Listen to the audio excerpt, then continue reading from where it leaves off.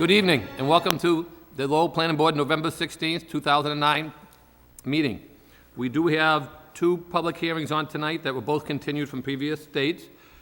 Prior to getting to that, we do have the acceptance of the minutes from October 5th, 2009. Any board members have any corrections or anything on those minutes? Having none, we'll entertain a motion to approve. So moved. Second. Matters approved and second. All in favor, say aye. Aye. Chair votes yes. The public hearing. This is a continued proposed zoning amendment, which is a dormitory definition and special regulations. In accordance with Mass General Laws, Chapter 40A, Section 5, the Lowell Planning Board will hold a public hearing to hear all interested persons relative to an ordinance to amend the Code of Ordinances, City of Lowell, Massachusetts, with respect to Chapter 290, entitled Zoning. The amendment will replace the existing definition for term dormitory and further add special regulations. This matter has been continued twice from our previous public hearing, and we know it's before us today for a recommendation, and it goes before the Lowell City Council tomorrow. We've hashed out some of the definitions in the last two public hearings. We did continue it out further for more review, more input, and we did get a new amended ordinance as proposed by our Division of Planning and Development. I know Mr. Powakas from the Planning and Development has been working on this, and I've been informed this evening that he is home ill. So therefore, Aaron Clausen, our associate planner, is going to try to update what Mr. Powakas did for us at the last meeting and any new concerns that we may have. So at this point in time, what I'll do before I turn it over to everybody in the public is to turn it to the applicant, and Aaron, I'll let you take it from there. Yeah, so what I provided to you last week was an amendment, a revised amendment that included all the revisions, the proposed revisions that George had presented during the last planning board meeting. So those were incorporated into a second iteration. And then today, just drafted up, while George was out, some additional, just some small changes. I know that George had met with some of the folks at the Pawtucket Citizen Council. I don't know if anyone are here tonight, but to go over the ordinance in general, and I think walked away from that with some positive input and feedback from the ordinance as it stood at that point. If you like, I can just kind of read through. There's about, I think, 5 revisions from the last iteration that I gave. If you want me to read through those, I certainly can do that. Kind of Yes, I appreciate it. Thank you. All right, so the first one is, it's kind of a grammatical, but it does kind of have an impact on what could be considered under the dormitory or the private dormitory definition. So the first one is under Article 12 in the definitions, where it says the dormitory is privately developed or operated. We added and or operated, so basically it can be one or the other or both, just to kind of try to tighten that up a little bit, so that if it's a private developer or operator, they're both under that definition. The second one is very similar. It's under Section 781 under the purpose statement, and it's a very similar kind of amendment or revision where it reads, the purpose of this provision shall be to promote the development of privately owned and operated student housing to serve college and university. It's again changed to and or statement. Again, just trying to tighten that up a little bit. So those are the two small, real easy, simple changes. Then the third one is, again, under Amendment 2. It's Section 783C under the conditions. And this is the condition that relates to a policy statement or a policy developed by the developer or operator of the dorm, listing out, responsibilities and behavioral expectations of whoever's living in the dormitory. We added some language in there just to clarify that the zoning ordinance was looking more than just a policy to be posted and put out there.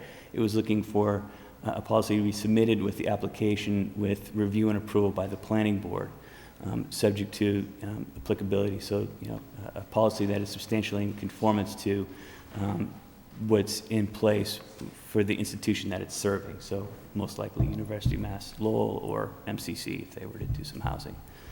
So just again, that's to clarify that the planning board has the authority to review the policy and approve it, and that approved policy needs to be posted at the dormitory. And then the fourth proposed revision is again under Amendment 2, and this time it's under Section D conditions, and it has to do with the measuring distances for the transportation demand management protocol or shuttle service. So to define the method for determining the distance between the proposed dormitory and academic building, the following language was added, and I'll just read it out. It's, linear distance shall be measured along public or private ways where the residents are granted access, including pedestrian pathways, from the primary entrance of the proposed dormitory to the primary entrance of the nearest academic building. So that's really just laying out the methodology for measuring the 2,000 linear feet from which the dormitory, if it's beyond the 2,000 feet, needs to have the demand management program, transportation demand management program, or some sort of shuttle service. And the last revision is under the same condition D, and this is to further restrict the term academic building, quote unquote, in context of this provision. Basically, I'll just kind of read the end of that provision. For the purposes of this section, a campus academic building shall be any building that is primarily used for teaching classes and or research. It is adjacent to other such academic buildings and does not include student housing or sports recreational facilities. So sports and rec facilities have been added to that to just further refine that and define academic building in this context. So if there's any questions on those, how they would be applied, I'm happy to answer those. Was that sports and recreation one basically what we talked about last time when Mr. Bishop brought up, like the boathouse on Tucker Boulevard? Is that what? Yep. Is that what sticks out at first, or? Yeah, that's probably the most obvious example that we're trying to kind of really bring that in and be more focused on what kind of academic building we're talking about. So it's just a further refinement from what was provided to you last week to keep that up. Okay, thank you. Do any of the board members have any comments on what Mr. Clausen said before I open up to the public, or do you want to hear from the public first, or does anybody have any questions regarding what Aaron said first? No questions for Aaron first? Okay. Anyone here want to speak in favor of the ordinance?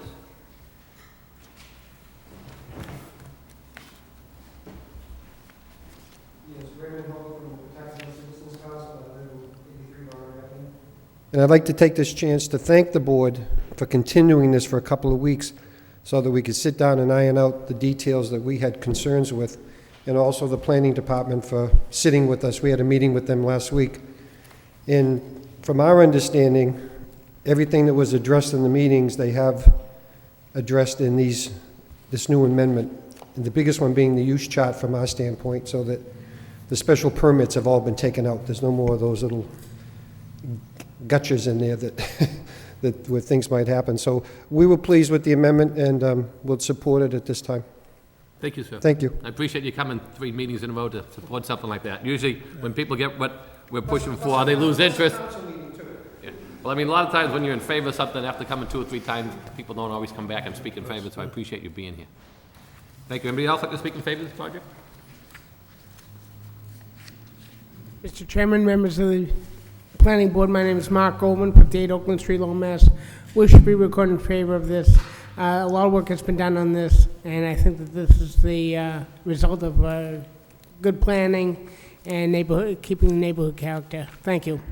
Thank you, Mr. Goldman. Anyone else like to speak in favor of the zoning amendment? Anyone else in favor? In favor? In favor? Hearing none, that portion of public hearing is closed. Anybody like to speak in opposition? In opposition? In opposition? Hearing none, that portion of the public hearing is closed. At this point in time, any of the board members have any questions or concerns? Mr. Chairman, if I may, Sure, Mr. Fischett, please. First of all, I have to comment, we've come a long way from the original draft that was first presented to the board. And I just want to go over just a little bit the items that were in this memo because I know the residents of the Pawtuckaville Citizens Council did not see these, but I think they're very important, and for me, this was the final element to really tighten up what we had before us. And it was, first of all, obviously the language and/or, although it may seem more wordsmithing than anything else, but it was an important element. But also the submission of the policy. In my business, when we issue a commitment for financing, if you don't word it properly, just because it was provided to you doesn't mean that the condition was satisfied. So this really makes it very clear that it's subject to our review and subject to our approval. So I think that's really another, tightening that up in a way that we're going to approve of the posted plan. And then, as we discussed as a board at the last meeting, which the draft that we received prior to this meeting did not have how we were going to measure the distance, and this takes care of that. I think this clearly, I just want to read this so everybody understands this. Linear distance shall be measured along public or private ways where the residents are granted access, including pedestrian pathways, from the primary entrance of the proposed dormitory to the primary entrance of the nearest academic building. And I think that was very important. We talked about that. A good example was the marginal street. You could have measured right across the railroad tracks, and if they didn't get the the walkway over there, that's a big difference on how we measure the distance, whether or not a transportation plan would be required.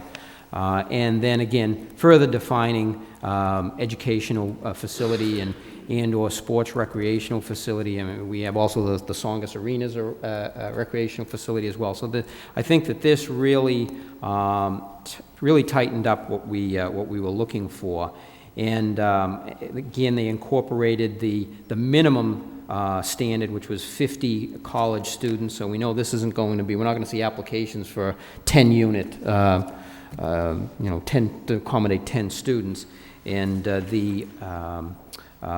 clearly define the security on site as we requested.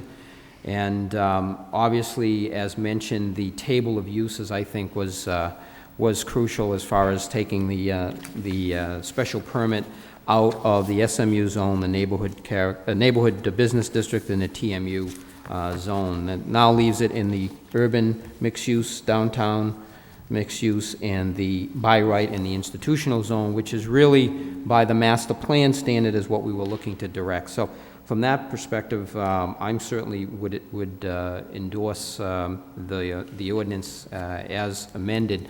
I would just comment on the cover, on the memo that we received. It was attached to a revised ordinance, and I know, Aaron, it appears that you attempted to incorporate the changes that were in the memo in that ordinance. Yeah. Are they not in the? Well, yeah, you attempted. The last one, or sports and recreational facility, did not make it into the.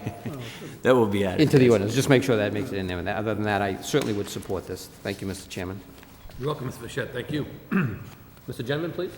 Thank you, Mr. Chairman. I, too, think this is a much improved ordinance and would agree with the resident who spoke about the fact that the table of uses is a key item here, where we're able to remove the special permit opportunities in some of the districts where it really didn't make sense. I had a question, though, Aaron. At the last time we discussed this, we talked a little bit about land area per dwelling unit, and there currently is, and this ordinance change makes no change to the fact that we don't have any, it seems, requirement or limitation on land area per dwelling unit for dormitory housing. And I think that George said he was going to come back with something regarding that. I'm just wondering if there's been any discussion on that. If George got very far on that, I don't know what the outcome on his research was, but I don't.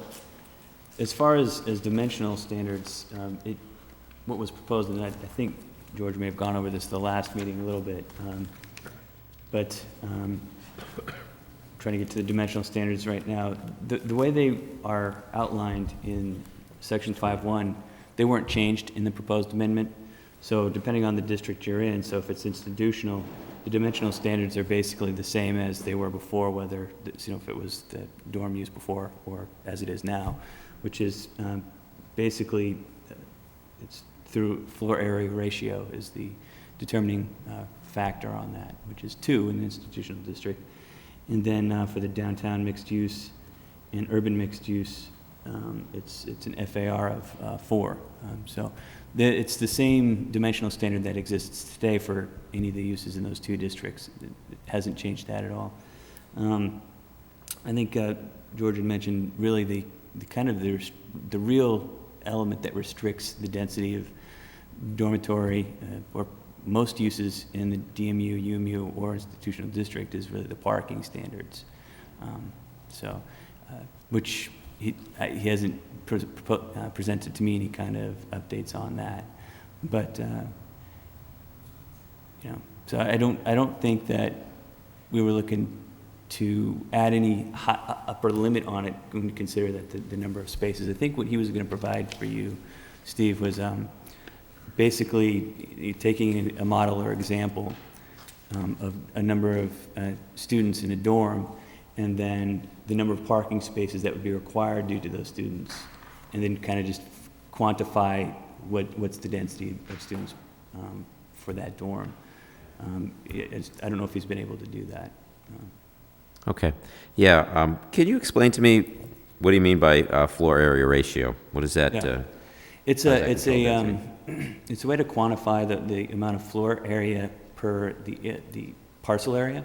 Mm-hmm. So you take the floor area, the total floor area of a building, and divide it by the parcel area, and you get that ratio. So, for instance, if you have a 40,000 square foot building on a 40,000 square foot parcel, you have a floor ratio of 1 or 100%. And then, as another example, if you have a 160,000 square foot building on an 80,000 square foot parcel, it's the floor area ratio of 2, which is. I see. But it's however you package that. It could be, it could be 4 stories and covering half of the parcel, or it could be 2 stories covering the entire parcel, or 5 stories. It gives you a lot of flexibility, or a developer or someone, the flexibility to meet that standard, but not have a very kind of restrictive envelope with which to build in, which is Right. useful in larger kind of developments. I see. So it's the ratio of parcel area to floor area, or vice versa? Yeah, it's the floor area divided by Floor parcel area divided by parcel area. Mhm. Okay. Okay, so that's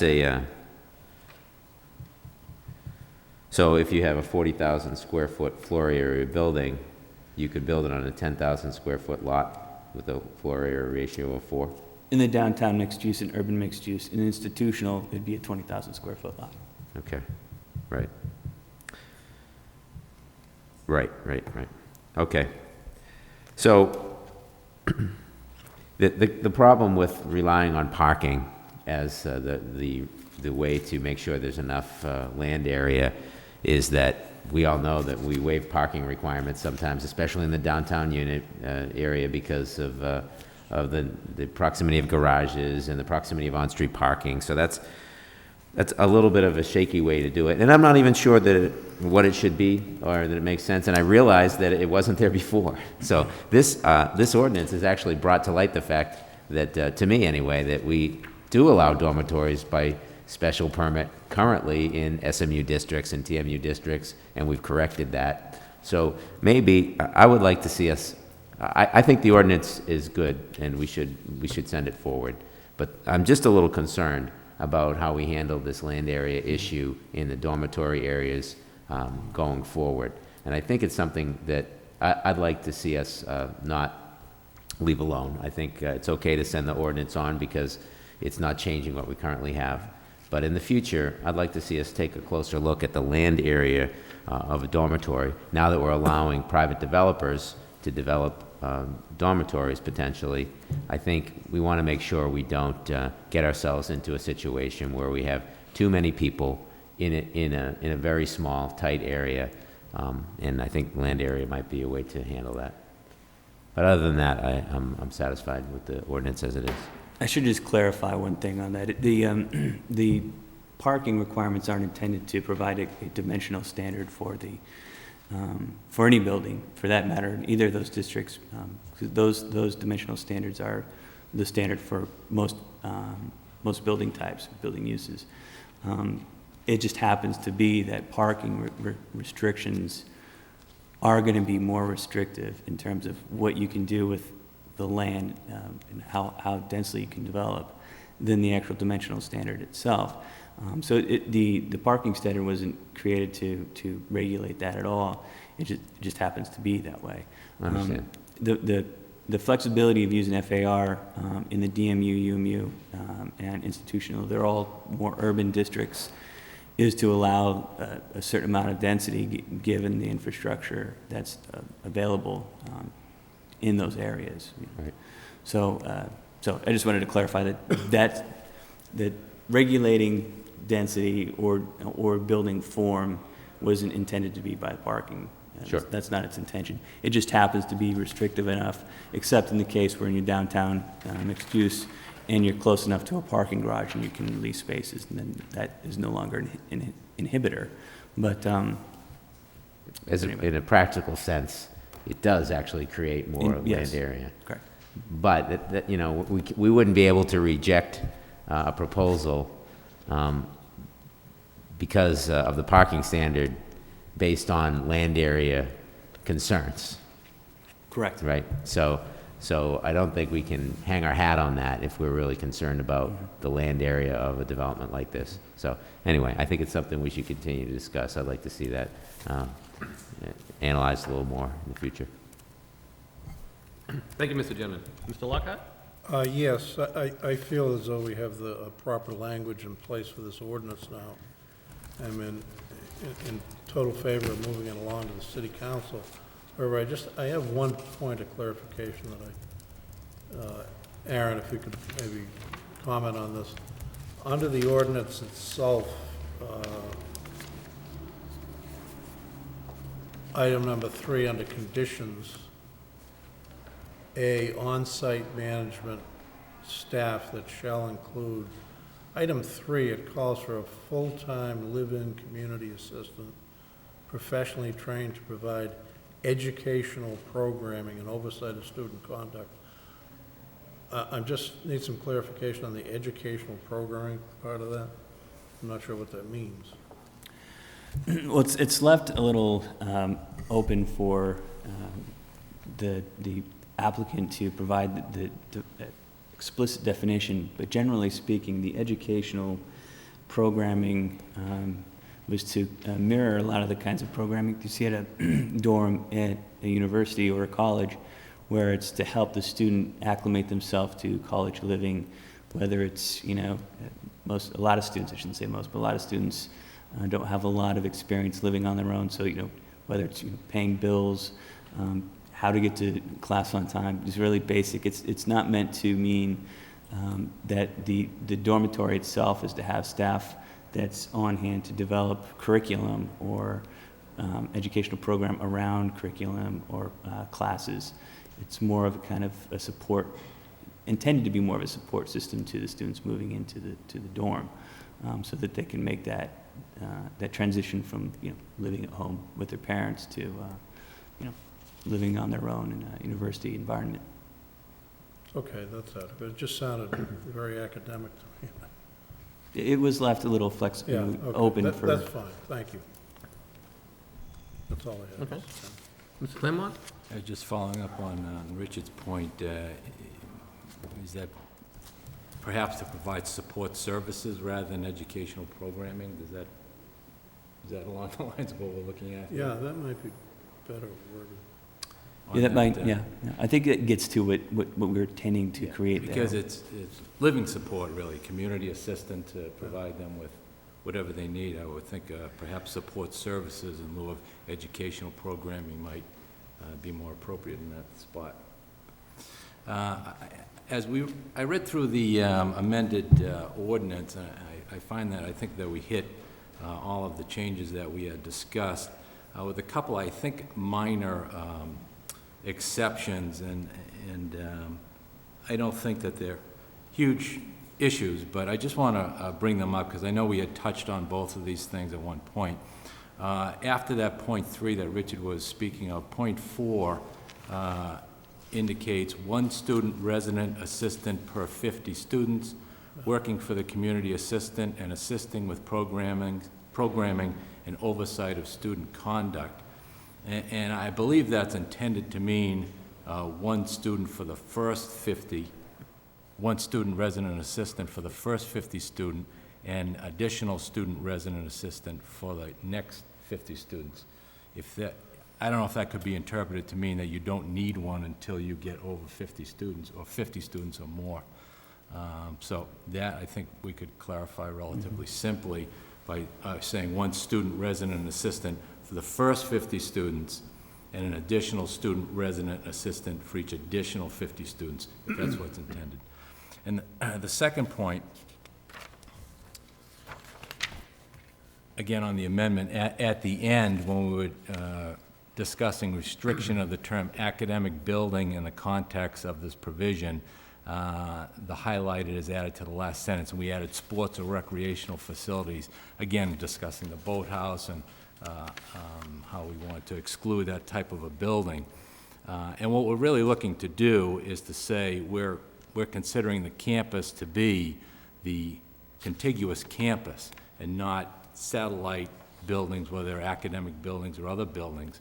So in looking at that, if that's in fact the case, perhaps we could say in that quotation, it reads, for the purposes of this section, a campus academic building shall be any building that is primarily used for teaching classes and or research, is adjacent to other such academic buildings, and perhaps at that point we could add, is located on the contiguous campus and does not include student housing, et cetera. I think that that pins it down to a building that's actually on the campus and not on a satellite area. So those would be the 2 points. Again, I don't think they're major points, but a couple things we discussed, and I'll leave it to the board to determine whether they think they're important enough to change.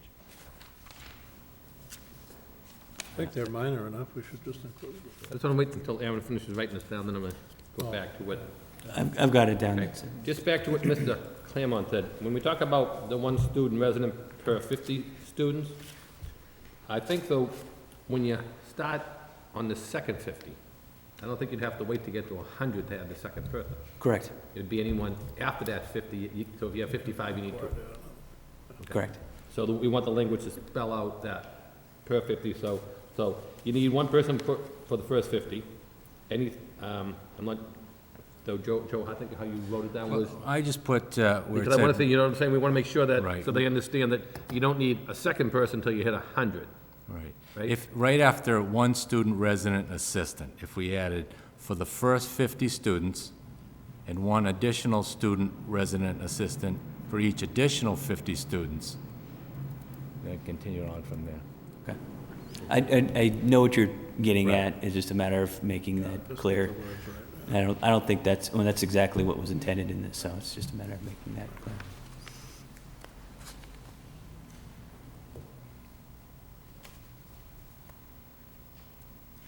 So basically, sort of like, Alan, that'd be 1 student resident per 50 students, 1 additional resident, For each additional 50 students. right, for each additional 50 students, or part thereof, until 50. You know what I'm saying? So say, so some of them come in and say, well, I have 80, so the way I'm meeting it, I don't need my second one till 50. So, yeah, until 100, right. You know what I mean? So it'd be clear that after you hit 50, you need a second person up until the next 50. Right. So any addition after 50, you need a second person up until 2. So I think that's what the intent is, so we can try to spell it out nice and clear, so someone doesn't feel 1 for 50, you don't need the second one until you hit 100. Okay. Okay, sorry about that, Phil. Was there anything else you had? I just want to touch on that while you're on. 2 points. Mr. Chairman, can I just, although under the definitions of dormitory, I think we've set the standard that you can't come forward under this ordinance with less than 50. Right. Minimum of, yeah. So would we be saying then that You need 1 resident for the 50 people, For the And then 50. any additional thereafter. So basically, when we get to, One for every, so any part thereof of 50, almost like. So you need one for the first 50, and then anything, so if you had 65, you need two. Where it says now, one resident and assistant per 50 students, we don't want, if you have 70 students, Right. it'd be one. There should be two at that point. right. So You know what I'm the saying? first Should be 50, two and there's 1 to 51. 50 would be one. Well, And the, Well, first but 50 50 is going to be the minimum, so it'd we're be going to start with one one. minimum anyway, and then after 50, there'd be two. You have to add another one, Right. okay, so any additional leading up to 50 requires another one. another one. I mean, I think, because that way you wouldn't have one person, up until they hit the magic number of 100. Because people would say, okay, we only have 95 here, Yep. and 95 over there. Yep. So, you understand what we're talking about on that one, Aaron? Yeah, Okay, the minimum's 50 anyway, but you still want to spell out. Yeah, just say so. The it'd be ratio. One per 50 in one, anything over 50 additional resident assistant up until 50 again. So, but I think the way you phrased it here is basically in a lot of dorms, what they do have is the full-time community person is what's usually known as the head of residence of the dorm. And then the second person is usually what most of the dorms have is an RA, which is a resident assistant. Yep. So what Mr. Claremont was saying first, the first time would be the full living person. I know like in a lot of dorms, that person, they get their own room and everything else down on the first floor, and a lot of them do have their own kitchen areas or whatever. And then when you go on to different dorms and different floors, they put at least one resident assistant, they usually give them their own room, and they get paid a certain fee from the college, whichever, and they get their discount on their rooming as well as the fee to maintain either that part of the floor or the whole floor, depending on how big the floor is.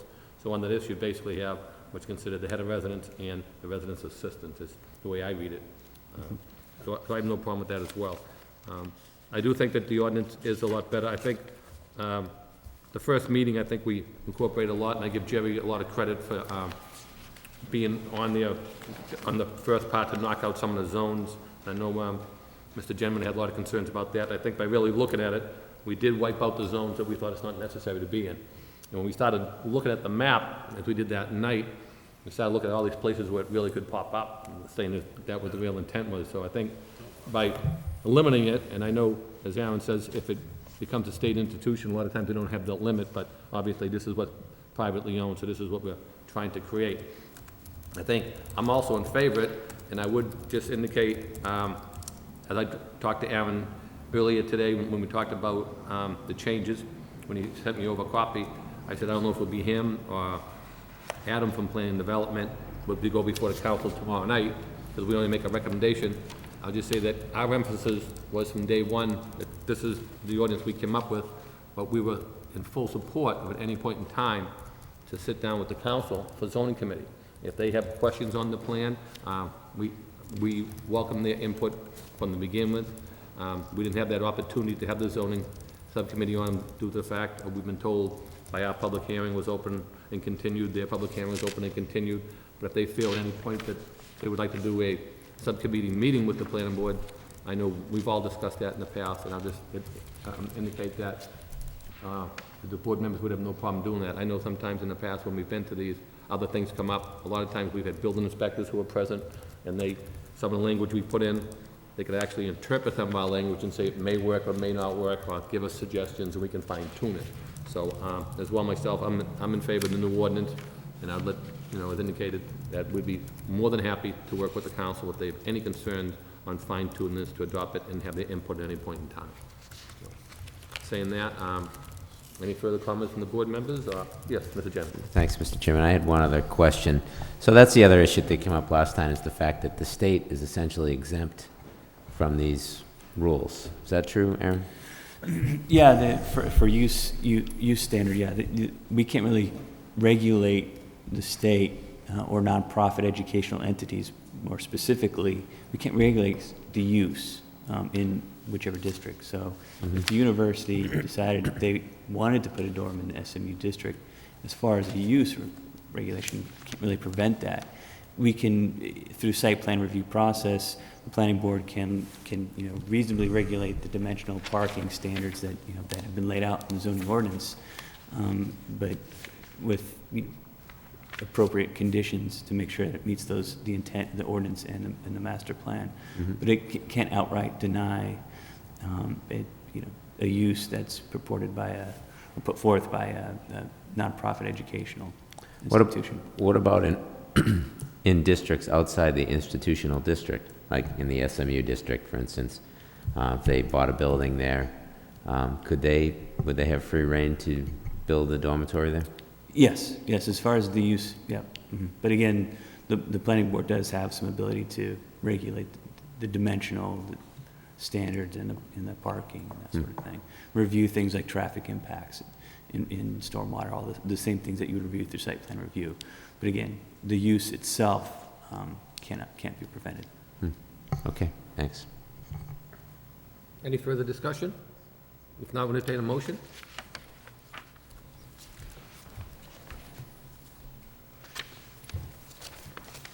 Mr. Chairman. Mr. Chairman, I'll make a motion to adopt the ordinance with amendments that we've discussed tonight. Is the motion made? Any second on the motion? I'll Or second that, discussion? Mr. Motion Chairman. made and second, all in favor, say aye. Aye. Right. Aaron, do you have basically those word Yeah. amendments that Mr. Do we Claremont go brought over them? up? Yeah, I believe I do. If you want me to run through them, I can quickly. It Sure. includes Yeah. the 5 revisions that were included in the cover memo. Right? And then moving on to the conditions portion of the ordinance,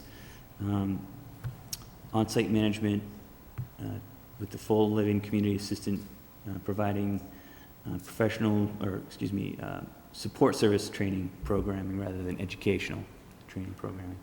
And then under the resident assistant, just clarifying the ratio that there's 1 for the first 50 students and then an additional 1 thereafter. So more, it'd be 1 per portion of the additional 50. Right. Or portion, yeah, some of that, okay. And then D, under conditions, actually add sports and rec buildings into the ordinance rather than just having the cover letter. And then with the proximity to include academic building must be located on the contiguous campus. And I think that was it, correct?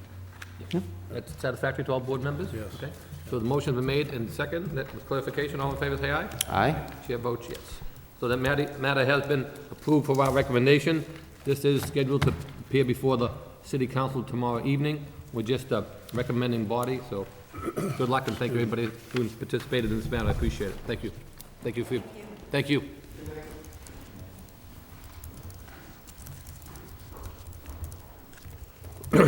Moving along, our next public hearing is 135 Beacon Street. This is also a continuation that was before the board last month, and after going into detail on the project, there was a recommendation that the matter be continued for the applicant to have a meeting with the neighbors and report back to the board. So this is 135 Beacon Street. The Lowell Planning Board will hold a public hearing to hear all interested persons relative to an application by the Daily Realty Trust for site plan review and neighborhood character special permit for the project located at the above address. The project proposal includes the rehabilitation of the existing 2-family building on site and raising a portion of the existing building along 3rd Street. 2 new residential buildings are proposed, 1 2-family duplex on 11,375 square foot parcel providing 6 parking spaces, and a single-family residential building on 6,232 square foot lot with 2 parking spaces. As indicated, this is a continuation from our last meeting at the request of the applicant and the board members to continue it out further for the applicant to meet with Mr. Daly.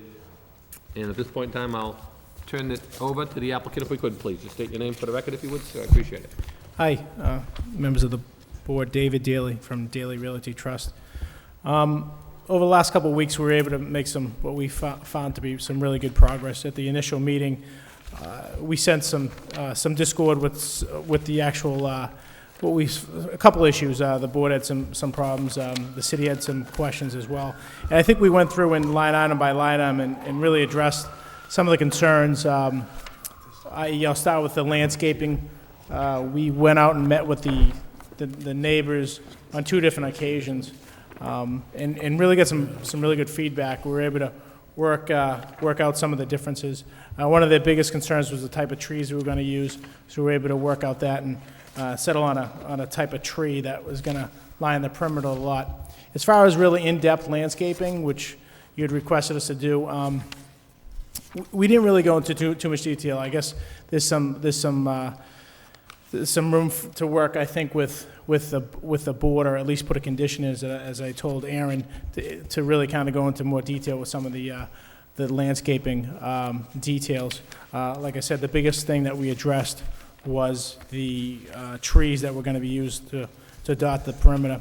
Probably one of the biggest issues that the neighbors had was the fact that they didn't feel that the duplex we were proposing at the time really fit the character of the neighborhood. So we went ahead and met with them and came up with a whole different design, totally threw out the proposed duplex, and came up with a design that we really felt worked, and we feel that all the neighbors really embraced it as well. The biggest thing, I think, one of the issues that they had was it was a really duplex-looking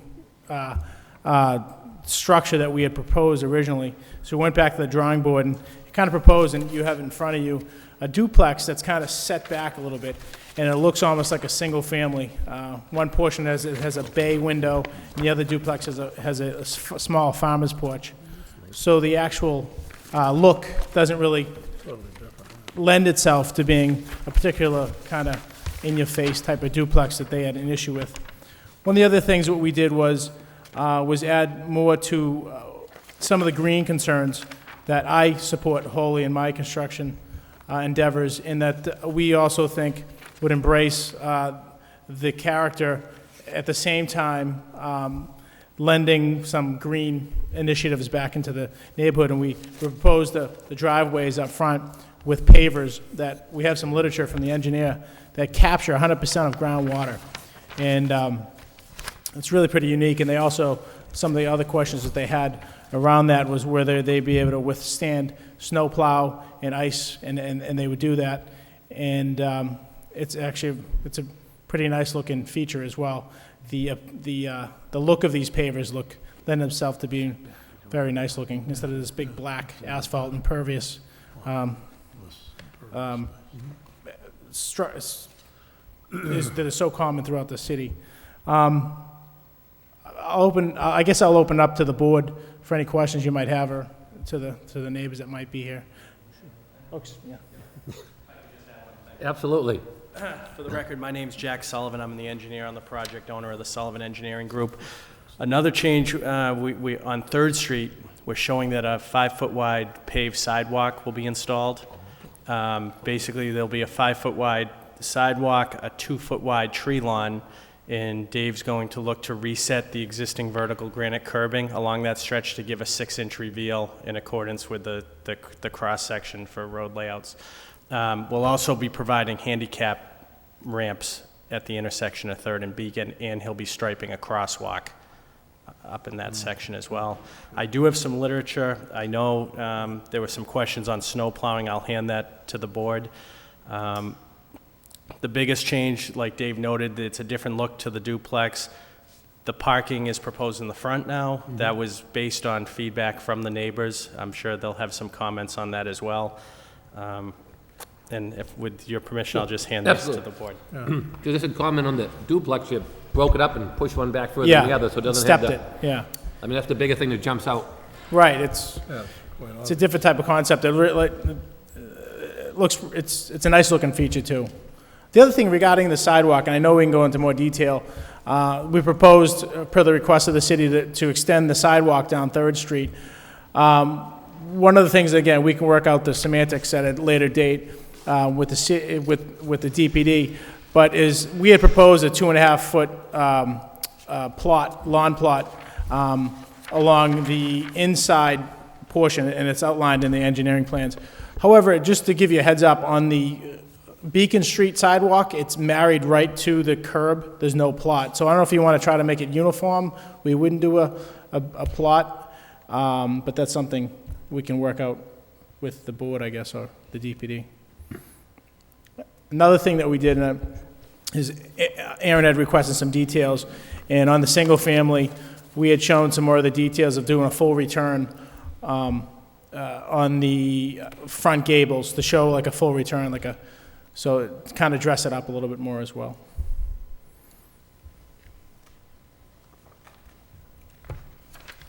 Mr. Chairman, may I just ask a question? Sure, Mr. absolutely. Daly? Yeah. I'm sorry, Mr. Daly, I'm just, when you talk about the full return on the gable ends, I'm looking at some, The front gable, sorry. On the single family, on the single family, but Yeah. on the duplex, you're not, is that correct? we didn't because it seemed like a kind of a narrow area Okay, to do it because of the two different roof lines on the front almost. There was a shed roof style Okay. on the one duplex. I had asked that too to my architect, and he said, not being an architect, he said it wouldn't probably work. It wouldn't look right. okay. I mean, I can see the now, just when you mentioned that, I Right. just wanted to clarify between the two. Okay, thank you. I have one question. Sure. Mr. Lockhart, you have a question? Sure. Yes, Mr. Daly, we have a letter here from Neighborhood Group, Yep. signed by Pat Hunt, the president of the CNAG, that is totally in favor of your project. Did you speak, it doesn't refer to the immediate abutters here, both on Third Street and Beacon. Were they included in this discussion? Did you speak with them directly? Yes, we had two meetings. One of them was more of a formal meeting at a local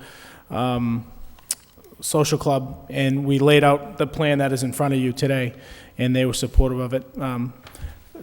And there was good discussion, we didn't agree on everything, and secondly, we had a follow-up meeting to kind of go through we met at the site and show them the existing house and what we had done there.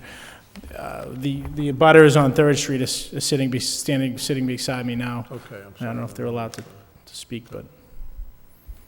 All right, that's all I have. Thank you.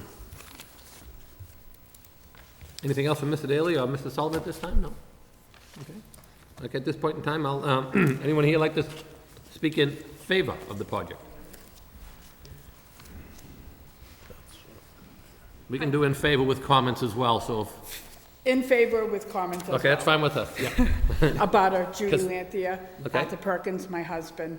Thank you. I've lived on the property since 1997, and then on the street since 1963.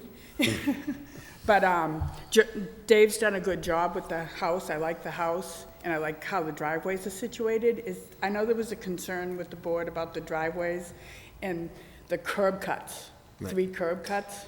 I don't know if that's still a concern, where I don't understand the engineering. More parking's better. Yeah, more parking's better, but the curb cuts, I know Mr. Gendron had concerns about that, and I don't know if that's an issue. I just want to state that. I'm sorry. I don't think it's an issue. Okay, I don't know. So I just got to say it, because this structure's going to be next door to me, and I'm concerned about retention of soil. I know soil moves really slowly, so it's probably not really a concern, because it's higher than my drive. But my aesthetics, with the trees and the landscaping and stuff, I still would prefer a fence. We've discussed that, and I don't think that, I don't know. There's a big tree right on the corner of the property that, I don't know, but he's gonna work to get that. It's, excuse me, it's pretty much, Now, where would the tree be compared to your property, ma'am, if I could? no, it's kind of on their property. Oh, if you just do it if you just stand up a minute so we don't catch it at home on viewing when you sit down. And whereabouts is the tree she's referring to, Mr. Daly, if you could just? It's on the southeast, sorry, where's the plan I'm trying to, the eastern part on the Third Street side. And it's a big tree. It's actually it falls right on the perimeter of my property. It's technically in that 5-foot city-owned sidewalk area. So we had met and we discussed somehow getting rid of it. Portions of it are dead. It's probably a safety issue at this point as well. So we were going to contact the city to try to at least get some type of feedback from them whether or not they can remove it. The bottom line is, the tree is going to have to be removed, I think. It's just the way it sits in comparison to what we're going to do for the development. It appears that it would have to be removed. They had requested that it be removed. So either way, through whether it's done through or privately by myself or the city, it's going to be removed. It would be in the way of the sidewalk too? Yeah. Yes, correct. That would impair because the sidewalk's gonna come right up to my property, Mm-hmm. because it's already a curb this way. It's already a curb cut there, because at one point my driveway was a map street back in the 1800s. So it's already rounded, but. Yep. And there's a little retention wall there too, so. Yeah.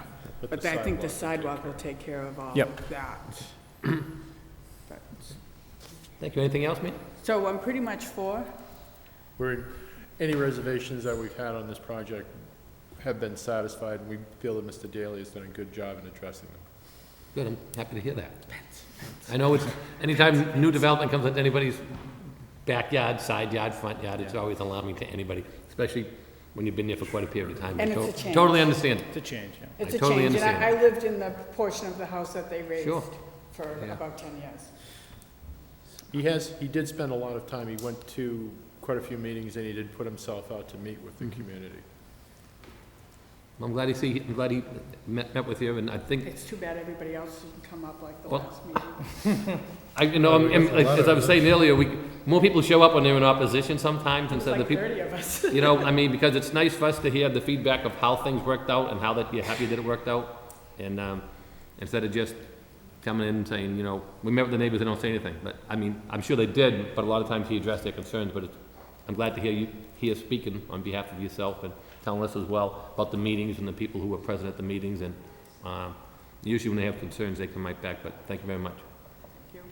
Anybody else like to speak in favor?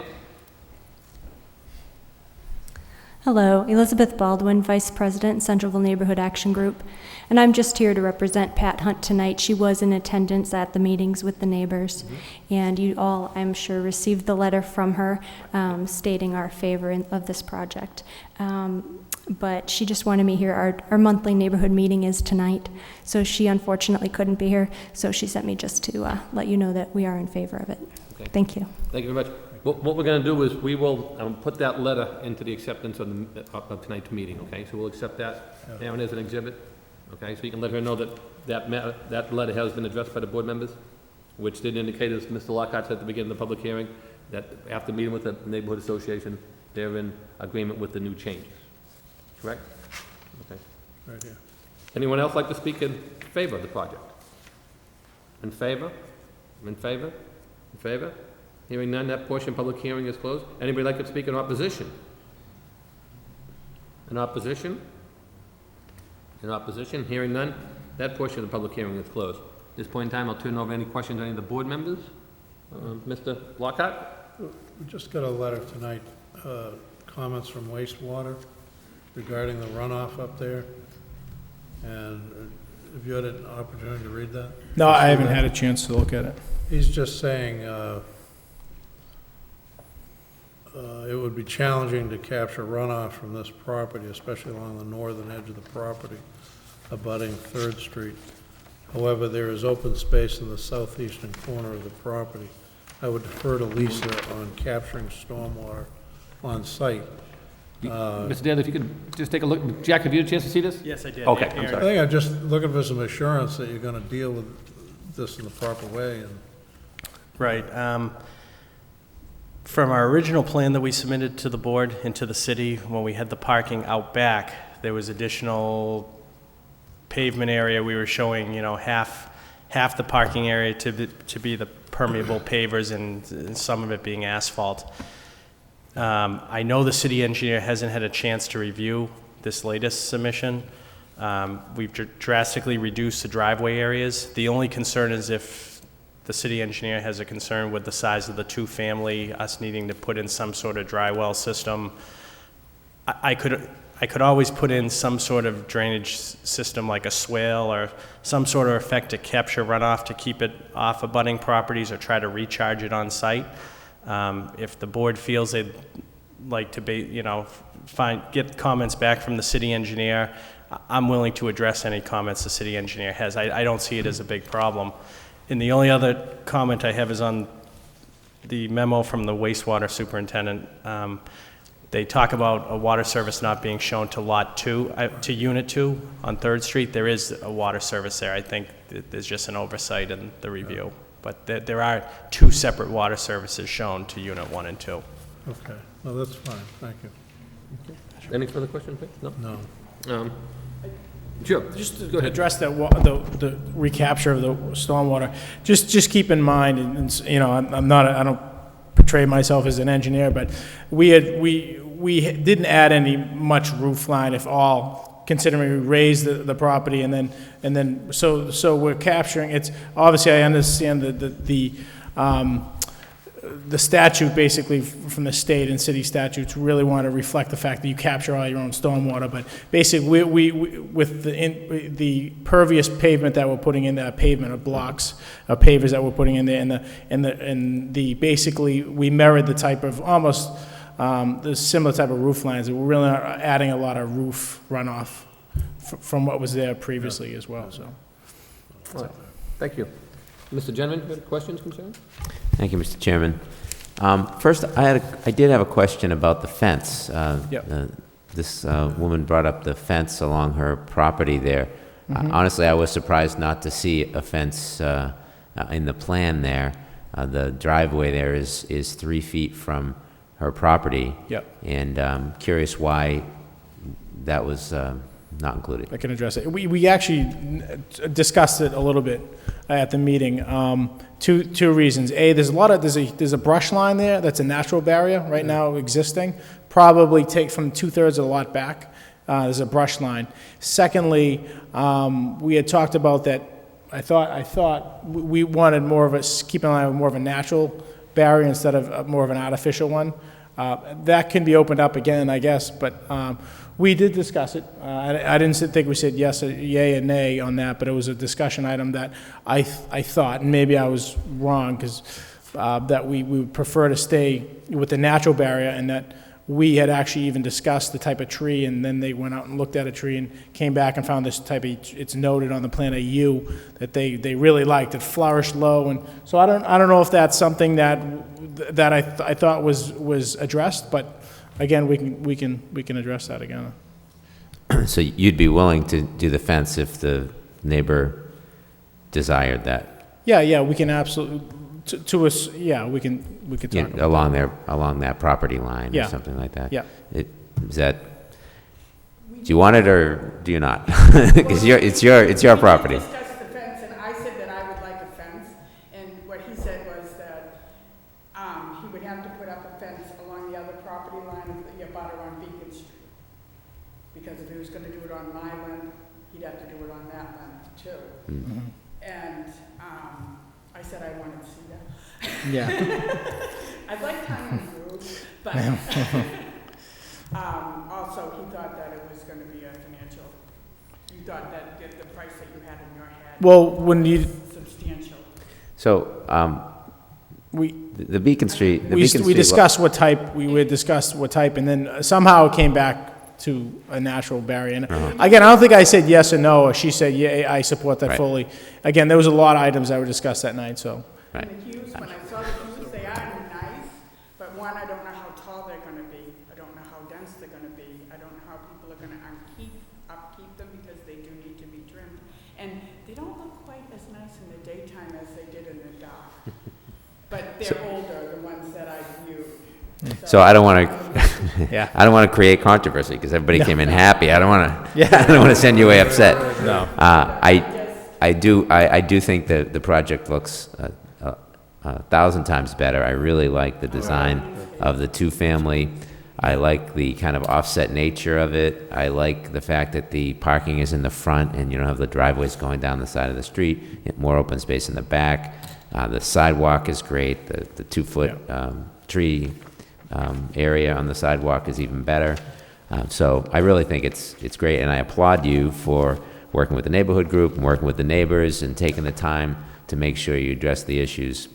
So I'm in support of this proposal. Mm-hmm. The only thing I would ask is maybe we can, I don't. I understand the appeal of a natural barrier. Yeah. Where that driveway is so close to her property, I could understand her desire to have a more substantial barrier there for Absolutely, yeah. noise mitigation and just, you know, kind of keeping, I was up there, and it's very close, you know, their Yeah. driveway is quite close, and kind of shield them from some of the activity that goes on there. Whereas the Beacon Street property is actually 10 feet from the property line, so that, you know, maybe the natural barrier there makes more sense. So I don't think it necessarily means you have to do it on the entire property, but at least along that their property, I think it might be worth considering. Knowing the property really well now, like I said, part of the process from the backyard, the real, I guess, association between the properties is probably the first third, because that's where the driveways would meet and people would, you know, that's where the privacy would probably be. I think probably without, the issue was opening Pandora's box. Now, my personal thing on fences is I like fences, but a certain fence, putting up a chain link fence there would be some developers' That would cheapest be way to go. I think that's, useless. I'm not a big fan of, I think they look horrible, I think they rot and they look terrible, so they'd be more of a detriment. I'm not gonna live there, but I do really, you know, take pride in my work, so I don't want to, but at the same time, obviously, she's continue to voice that concern. I think so, probably the best way to address that is to some form of a 4-foot privacy fence that goes, you know, the first third of the lot would encompass both driveways, and at that point, there's a significant amount of brush, I mean, like brush and trees that would mitigate that, I think, Right. would probably be a good.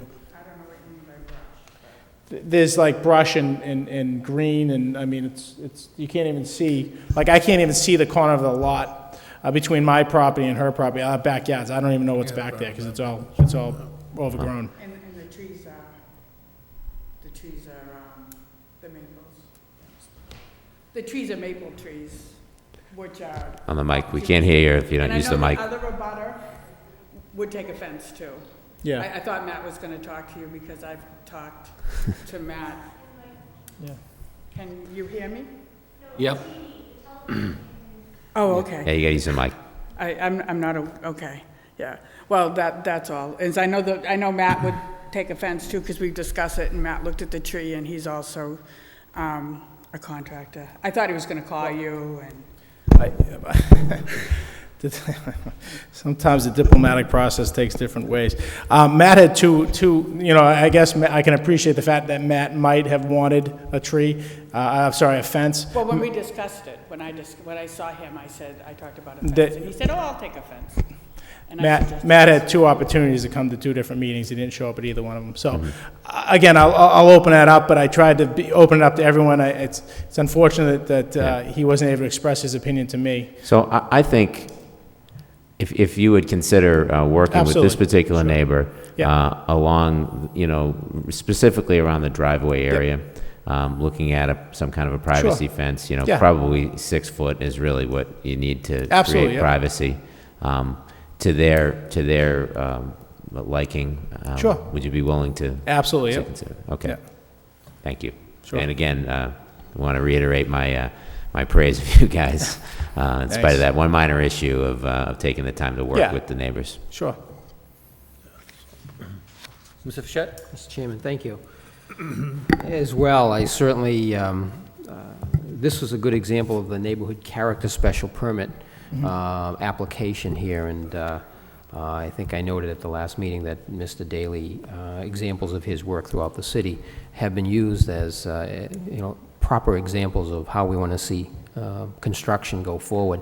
So from that perspective, I think we had the right elements. We had neighbors that were willing to come out and show their concern, and we had a developer that was willing to respond to that. And so from that perspective, I certainly have to commend everybody, the neighborhood being active and coming out, and then the developer responding. So I think everybody needs to be commended in this respect. I think the plan here we have is certainly addresses the neighborhood character issue. I think we had raised the concern of how that duplex did appear on the lot. I think this is really a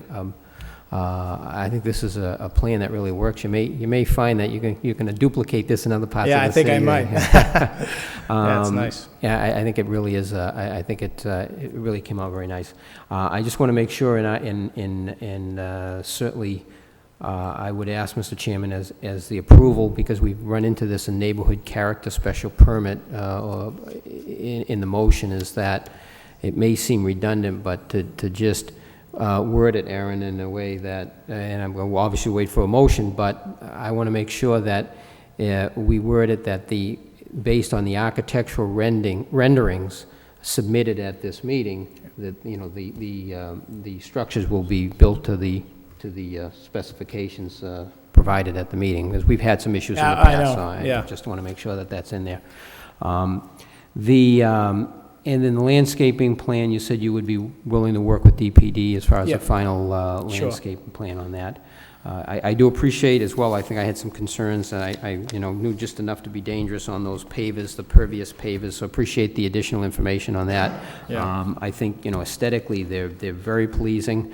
I think especially this back lot where we have some possible runoff issues, these pavers, again, are I think, I'm not an engineer, but I think are probably appropriate application in this particular spot as well. So I certainly am pleased, and the sidewalk with the landscape buffer. I think these homes complement the existing home, which was just a fantastic piece of property, and I really think that what you're looking to put on either side of it will not detract from that, and really, again, when we talk about in the neighborhood character special permit, is it must enhance the neighborhood, and I think you really do a good job of putting something on there that's reaching to that end. So again, you're to be commended on that. I guess I don't have a strong opinion one way or the other regarding the fence. Certainly, I understand the privacy issue, and there's a couple ways you can handle that, and I'm certainly open to that issue. That's for sure. That's all the comments I have, Mr. Chairman. Thank you. Mr. Claremont? Thank you, Mr. Chairman.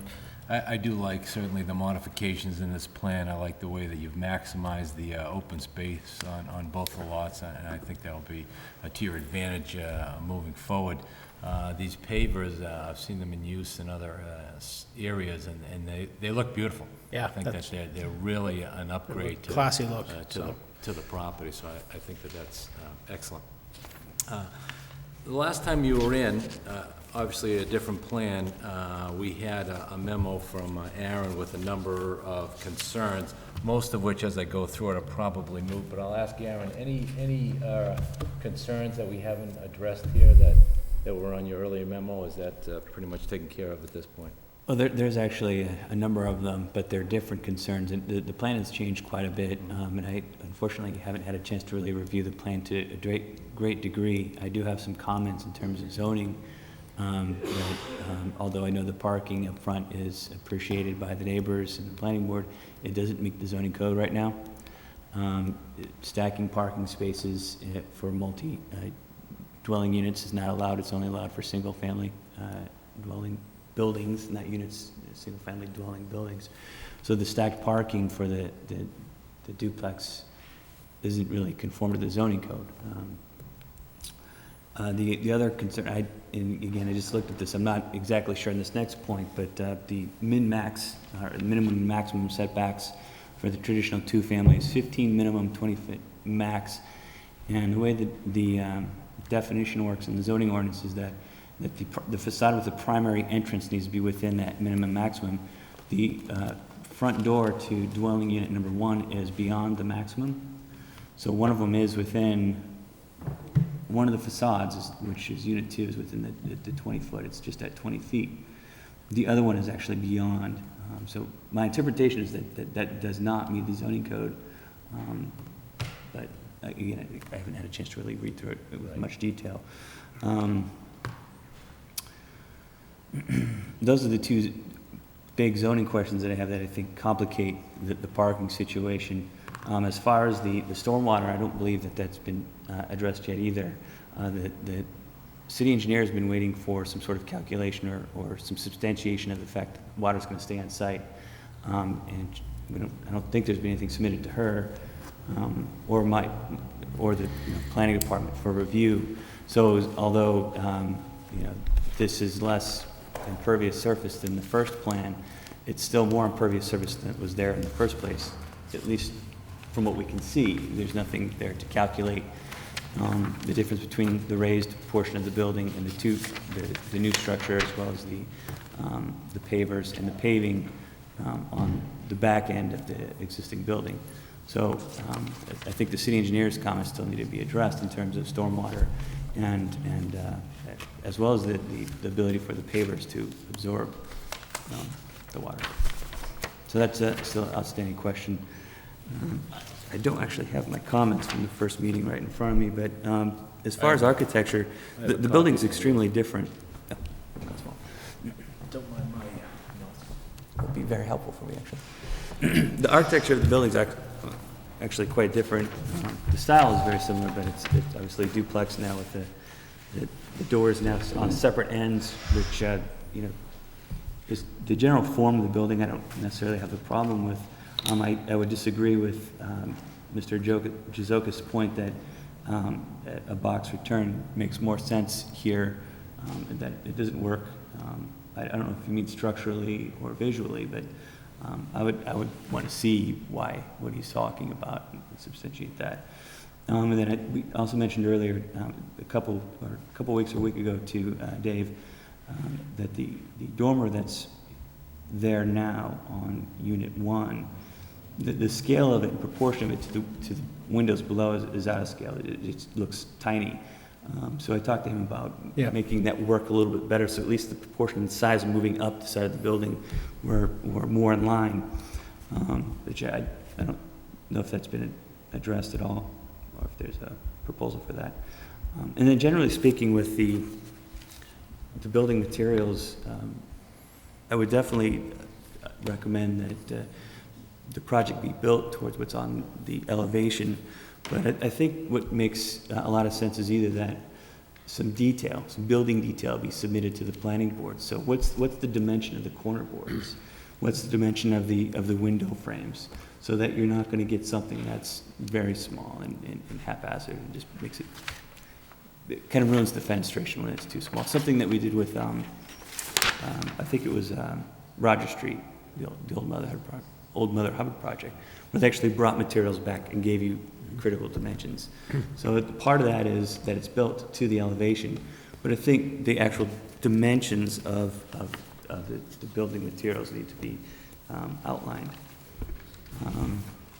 As far as landscaping, we can work with them, but I would recommend that street trees be put on 3rd Street.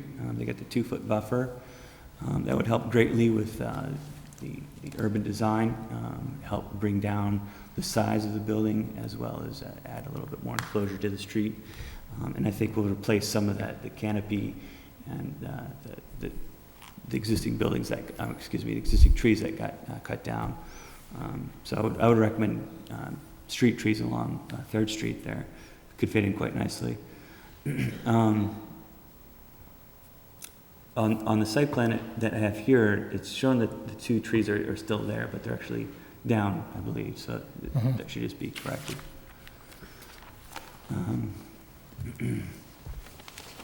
And that's basically off the top of my head. Sorry. I think that's it.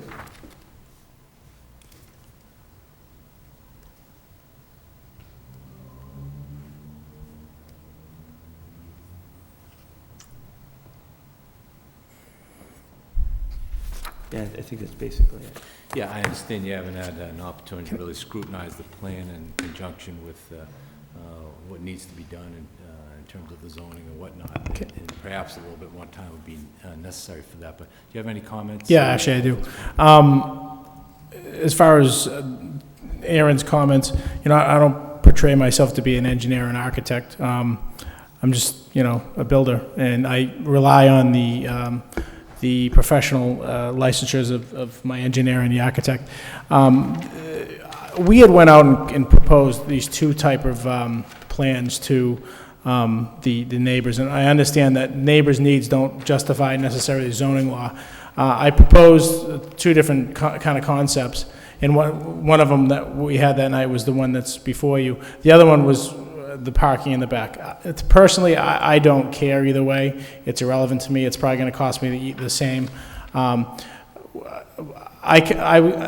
Just to be brutally honest, there's probably a conceptual difference between what the city would like, what the neighbors want, and what my architect and engineer thought was the best proposal. There's also probably some, and I don't want to use the word ambiguous typically, to say that some of the zoning code is somewhat subjective and based. I don't ever want to say it's necessarily based on interpretation, but I think what my architect and engineer thought they could do, I think one of the things was a typical duplex lot is probably 65 feet wide. This is 75 feet wide. That's why they were able to allow for the parking.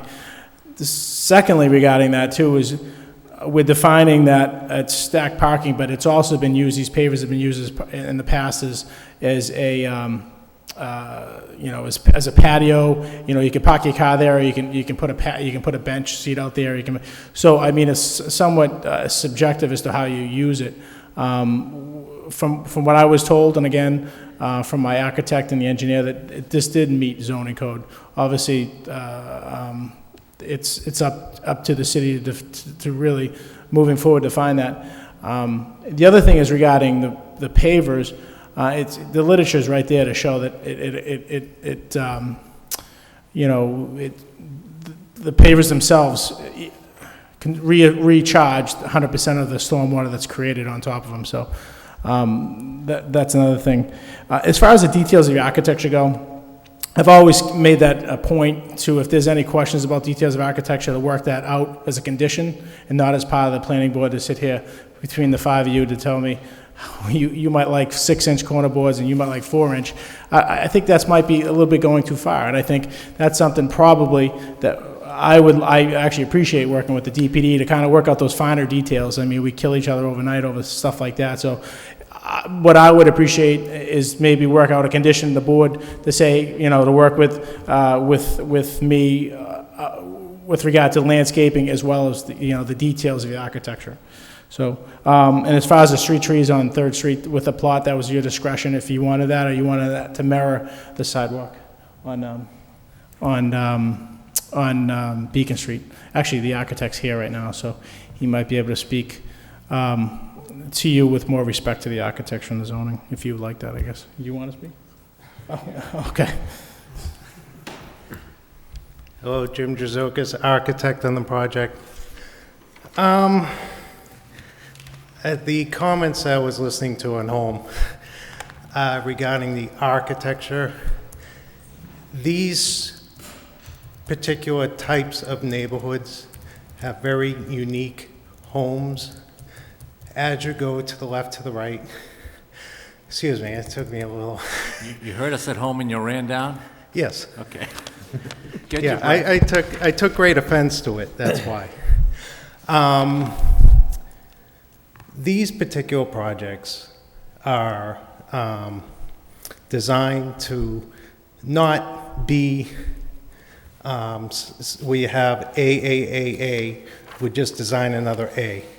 This particular neighborhood doesn't call for that. It calls for uniqueness. It's like Andover Street. You wouldn't expect you to do all these very typical straight homes. Every home is unique. That's what we're doing here. Everything's in scale to its abutters. The flexibility in design is encouraged in these types of neighborhoods, not to fit in. We can talk returns, we can talk crow's feet, we can talk, but I don't think it's appropriate for these to be exactly like the neighbors. Well, I don't think anyone's suggesting that it has to be exactly like the neighbors, but in this type of a neighborhood character special permit, we need to see what it is that you're building.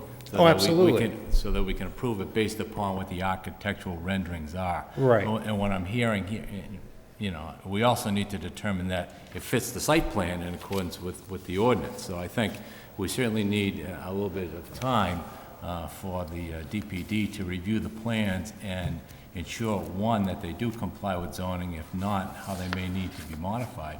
We're not saying that it's bad, we're just saying that we need to know what it is so that we can make the decision based upon the criteria that's here before us.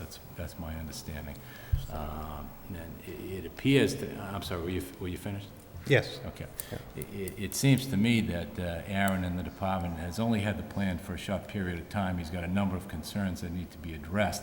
I think, and I'm not saying it's a bad plan, I think it's a good plan, but there are a number of problems that I think that need to be addressed and get on the same page before we can vote on it. So I'd probably recommend that it be continued to have an opportunity for the DPD to scrutinize the plan, make sure it complies with zoning, so that we can properly vote upon what's before us. That's my thought. Mr. Chairman? Yes. If I may, I just have a question for Aaron, so I can understand something. This isn't a traditional two-family zone? Mm-hmm. It would be 2 parking spaces per dwelling unit? Yes, except when So there's... can- Oh, I'm sorry, go ahead. Except when there's when there's an extra curb cut for each 10 dwelling units, there needs to be an extra parking space per unit. So the fact that there's an extra curb cut there triggers the requirement for 3 parking spaces per unit. Are you sure about that? Curb cut, Yeah. those are the curb cuts, is that what you Yes, because if it was just 2 spaces, we would, personally, I would be perfectly fine to see just 2 parking spaces there. And frankly, too, I mean, stacking parking spaces here makes a lot of sense. As an idea, as a concept, the department would support that. But unfortunately, as the ordinance is written, and that's where I have to take the guidance from at this point, Right. is that stacked parking is only allowed for single-family buildings except for buildings that have a parking garage. You can have a parking space stacked behind a parking garage. So, as far as the concept, stacking makes a lot of sense. But the way the zoning ordinance is written at this point. And I'm sorry, Aaron, if you variance. could point that, again, the stack parking, again, I'm confused. Where does the curb cut affects it? In what way? Where's the criteria There's on an that? additional curb cut, so you have 2 curb cuts here. Right. So, let me actually read it for you.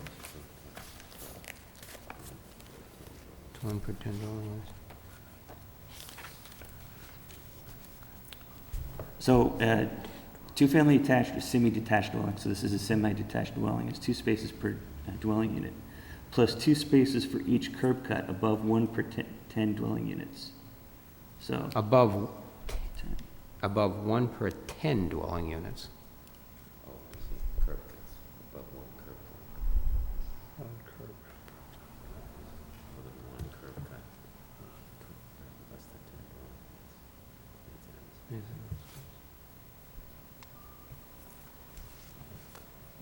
I think we have to talk about the rationale behind that one. I can give you the intent of what was being trying to done, what they were trying to do with the ordinance was, when there's a bunch of garage under duplex or garage under townhouses, where you have a row of 5 or 6 of them, and they're basically taking up all the curbing along the street.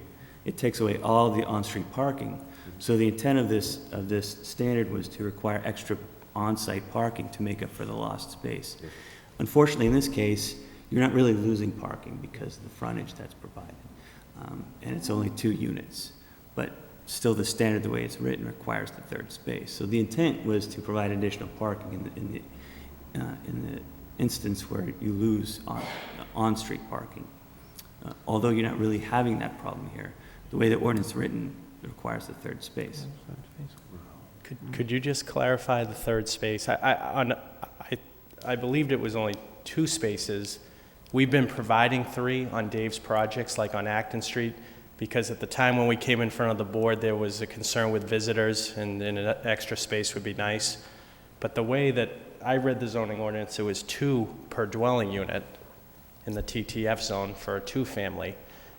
we could do away with this, what I'm getting to is we could do away with the stackable space if that's gonna be a drawback from this project and just provide 2 spaces per dwelling unit.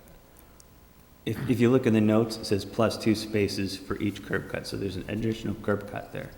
So that's 2 more spaces. So.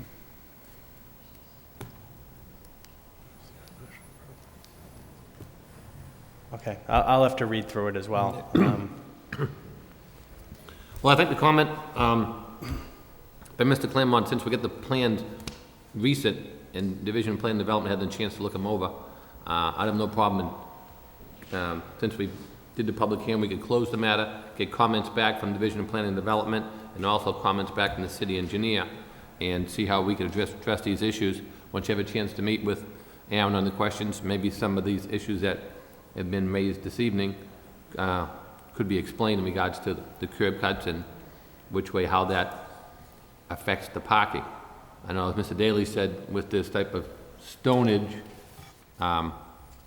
sometimes it's used in more than just a parking area, so that would be something to consider when you come into the parking elements. If you don't stack them, you put a bench there and park them as need be, whichever, but, so, I think due to the fact that, on our plans, on our zoning regulations, we have to give time for comments back from the department heads. So since we've had the new plan, I have no problem continuing the project for comment back from the departments on what the other board members feel. And then we can have a further interpretation and have that explained to us and see if the applicant and the Division of Plan and Development agree on the interpretation. If they don't agree on the interpretation, let them come back before us and we'll make the determination ourselves. Or if they can come up with happy medium once they had a chance to digest what has been proposed. So any comments on that? Or? Yeah, we need the information before we go. Mr. Gentleman, please. Thank you, Mr. Chairman. So when I made my previous comments, I guess I was under the assumption that Aaron and the DPD had reviewed the plan. I didn't realize there were these additional issues. I still think the project is good, and probably with some minor variation, we can make it work. But I do trust the opinion of our planning department when it comes to architectural details. And I don't think it necessarily means that we have to, make every house the same. I think we should attempt to create some variation here. But things like the proportion of the window that Aaron just brought up, I think that makes sense. I can see that. So I think it's worth getting their input and coming to some agreement, and something that would make sense on the architectural details. With respect to the zoning, I hope we don't lose the stacked parking in this case, because I think it makes sense for this site. I can see the rationale behind the note in the parking requirements, but this isn't a situation where I think it would make sense to try to vary from that zone requirement. And that means, of course, a zoning variance as well, which I'm sure you don't want to deal with, but hopefully, because I wouldn't like to see more parking in front of the house. I would like to try to avoid that. I think the stacked parking is a good solution, and I know you brought up the fact that it could be a patio too, which is certainly true. So hopefully, I'm thinking that maybe a zoning variance is the best way to get around that, but I'm getting ahead of myself. And the other thing about the setback, I really like the offset nature of this building. So I don't know if, Aaron, could you just, so you're saying that the second dwelling unit is set back too far? Yeah, well, I just was reviewing this before the meeting, so I'm not 100% sure. I've never seen this interpreted. The way the setback minimum maximum in the traditional two-family is 15-foot minimum and a 20-foot maximum. Uh-huh. So the front facade, or the facade with the primary entrance, needs to be within that that margin. Right.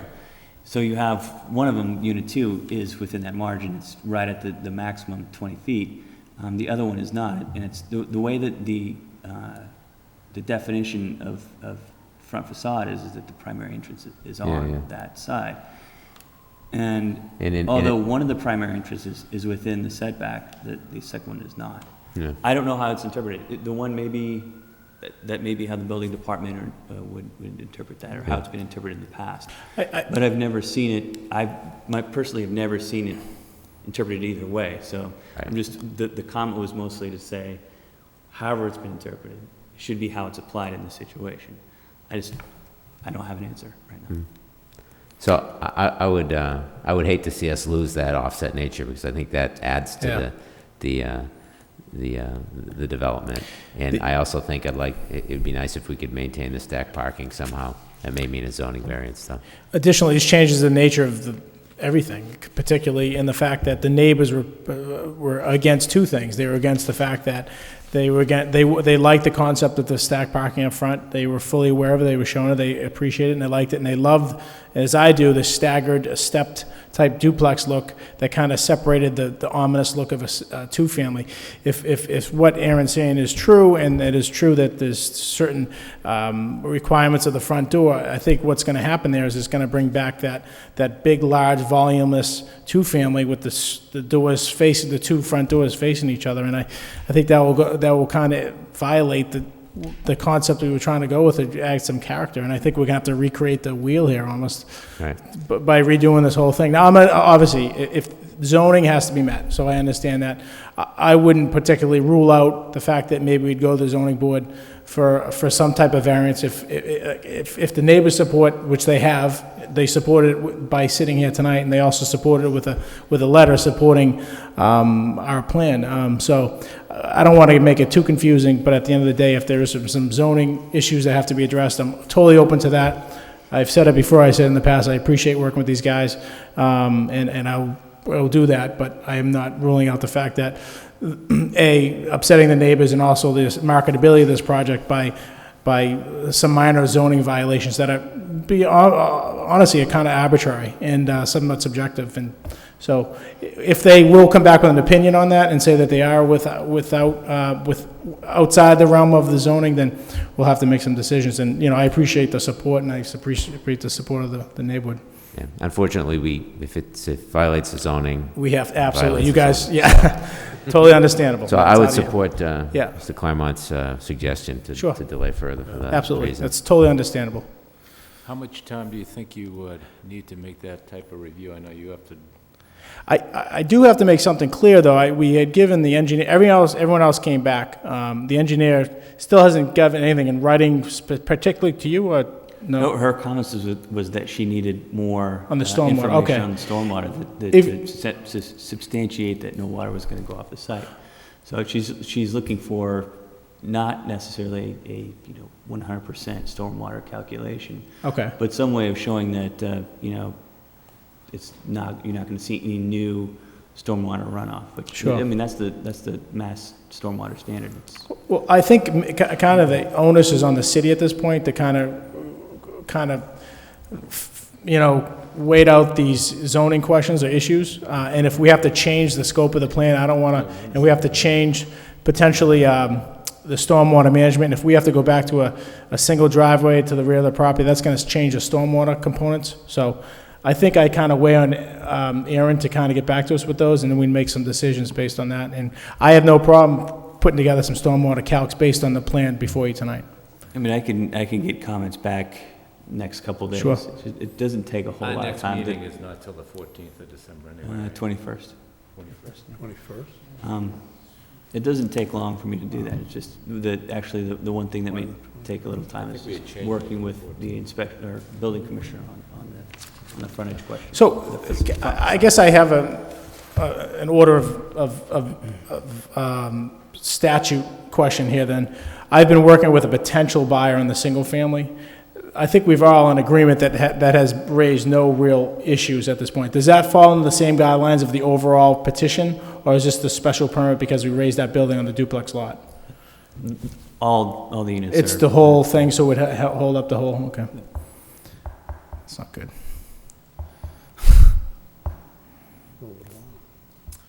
I think our next meeting is December 14th. It looks Is like it? we had changed that from the 21st to the 14th. I don't know if does anyone else have the schedule? Yeah, I should have it. The printed schedule said the 21st, but I crossed that out and put the 14th, so I think that we put it on the 14th. I'll check that. While we're considering that, do we have any public hearings that we've advertised for either one of those dates for next meeting? No. Because if we have them, we're kind of bound I by mean, it that. could be either, yeah. I'm at just this saying, if we point. have an advertisement, which I know you usually send us a copy of those, so we know ahead of time, but if one went Right, out. there's nothing, there's been nothing advertised at this point.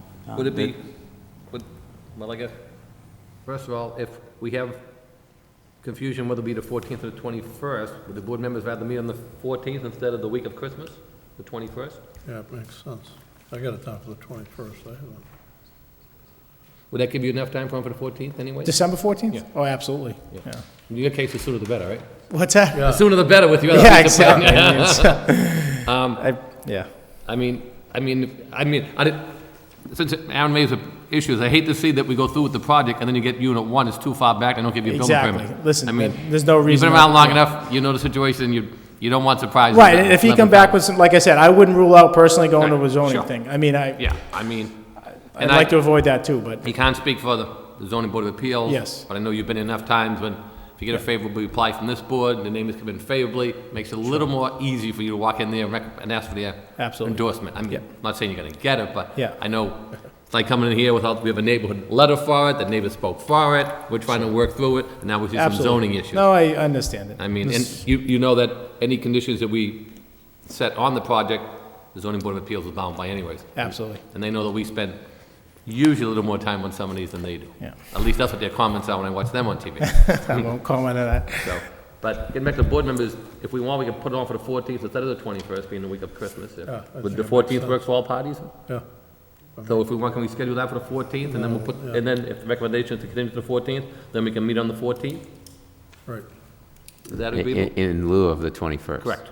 The only thing I would need to check with is that Lowell General Hospital is going to be presenting their master plan update on whatever meeting it was in December. Right, I know we I'm had a pretty letter- sure that they were available for either of those 2 weeks. Okay. If it was too early in December, Can we they be could first make on the first agenda? one.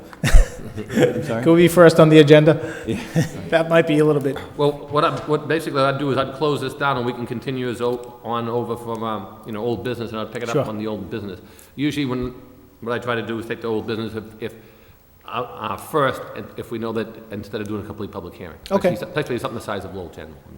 thank you. I mean, usually I try to accommodate the people here moving along and try to, but, so I have no problem with if you want to put that in the form of the motion that we continue to December Make a 14th. motion to continue to December 14th hearing. I'll second it.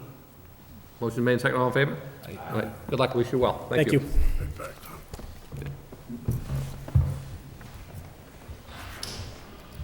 What day did we shoot that? Mr. Daly, do you need any of these back? I know we've seen them before. I still have one from the last time you gave us, so thank you. Do you want any of your Malavs back, or? All right, I know we're gonna, because we have a few. Did you need any back? I know we have plenty of them. We have 4 or 5 of them, yeah. And I know Aaron has one, we have another one over there. Thank you. Okay. Say, good luck, thank you.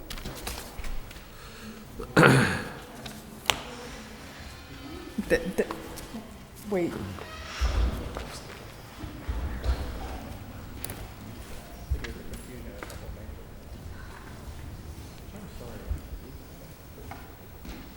Let's go out because we're not, yeah. Sorry, I was just trying to tell you that this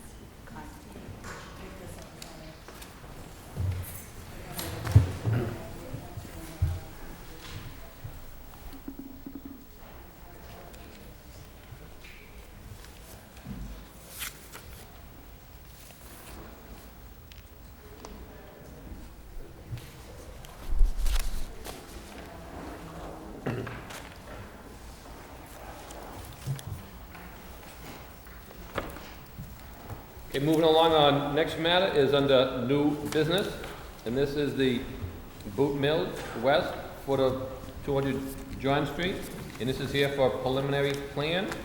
The planning board will review a preliminary plan presented by the applicant at the above address to amend the previously approved site plan for reconfiguration of temporary parking located at the mill courtyard. This is a non-formal review of the draft plan. It will not accumulate in a vote from the planning board in favor or against. This is for informational purposes for a future meeting may be. So can we hear from the applicant on 200 John Street, also known as the Boot Mill? Oops, I didn't have that on. Sure.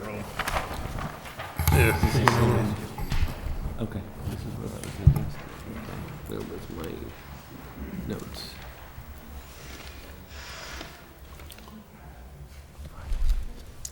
My name is Jack Luigi. I'm from Dana Perkins' office.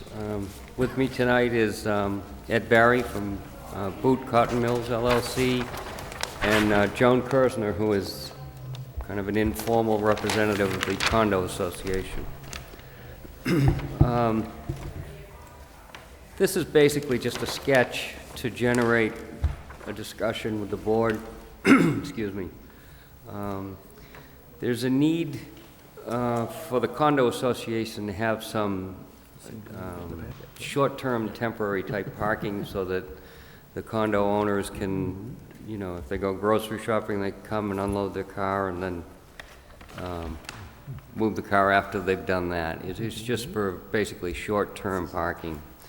And I believe there was a plan before the board at some point that showed 4 parallel parking spaces along mill number 3. Yeah. And that just really isn't enough parking for their need. I think the concern here is for fire department access, and that's what basically this, I believe, would provide. At some point, if the board gives us input on that, we'd have to go, obviously, to the fire department and see if this access would be adequate for their need. But again, this is just a plan to try to generate a discussion with the board and get your input to see what you're looking for there.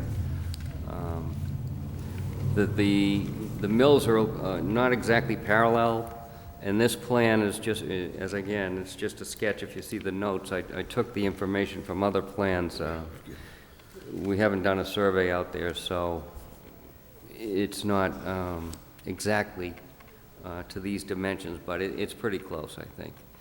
And so there would be a requirement to remove, there's air conditioning compressor units along mill number 3 there, the north face of mill number 3, and obviously we need to provide no parking in front of the existing hydrant that's out there, and one of these spaces would be designated as a handicap space. So if the board has comments or questions, I could try to answer them for you. I just have a couple of questions. When I was there yesterday, so when you basically come in from John Street, you go down, and you go past, you go down a little bit to take the first left, right? So it's actually down the bottom of the hill, the second left. The first left is an existing, that's actually along the south side of mill number 3.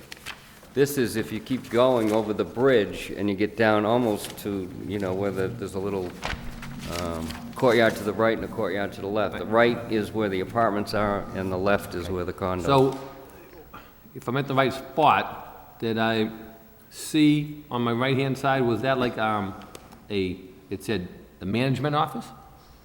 That's actually, is that the first one, Ed? So, was I in the right row or the row? No. The The row down next further? one down the hill Okay. is the one that we're talking about here. Okay, all right. That first one is much larger than this. It's a much larger area. Oh, okay, all right.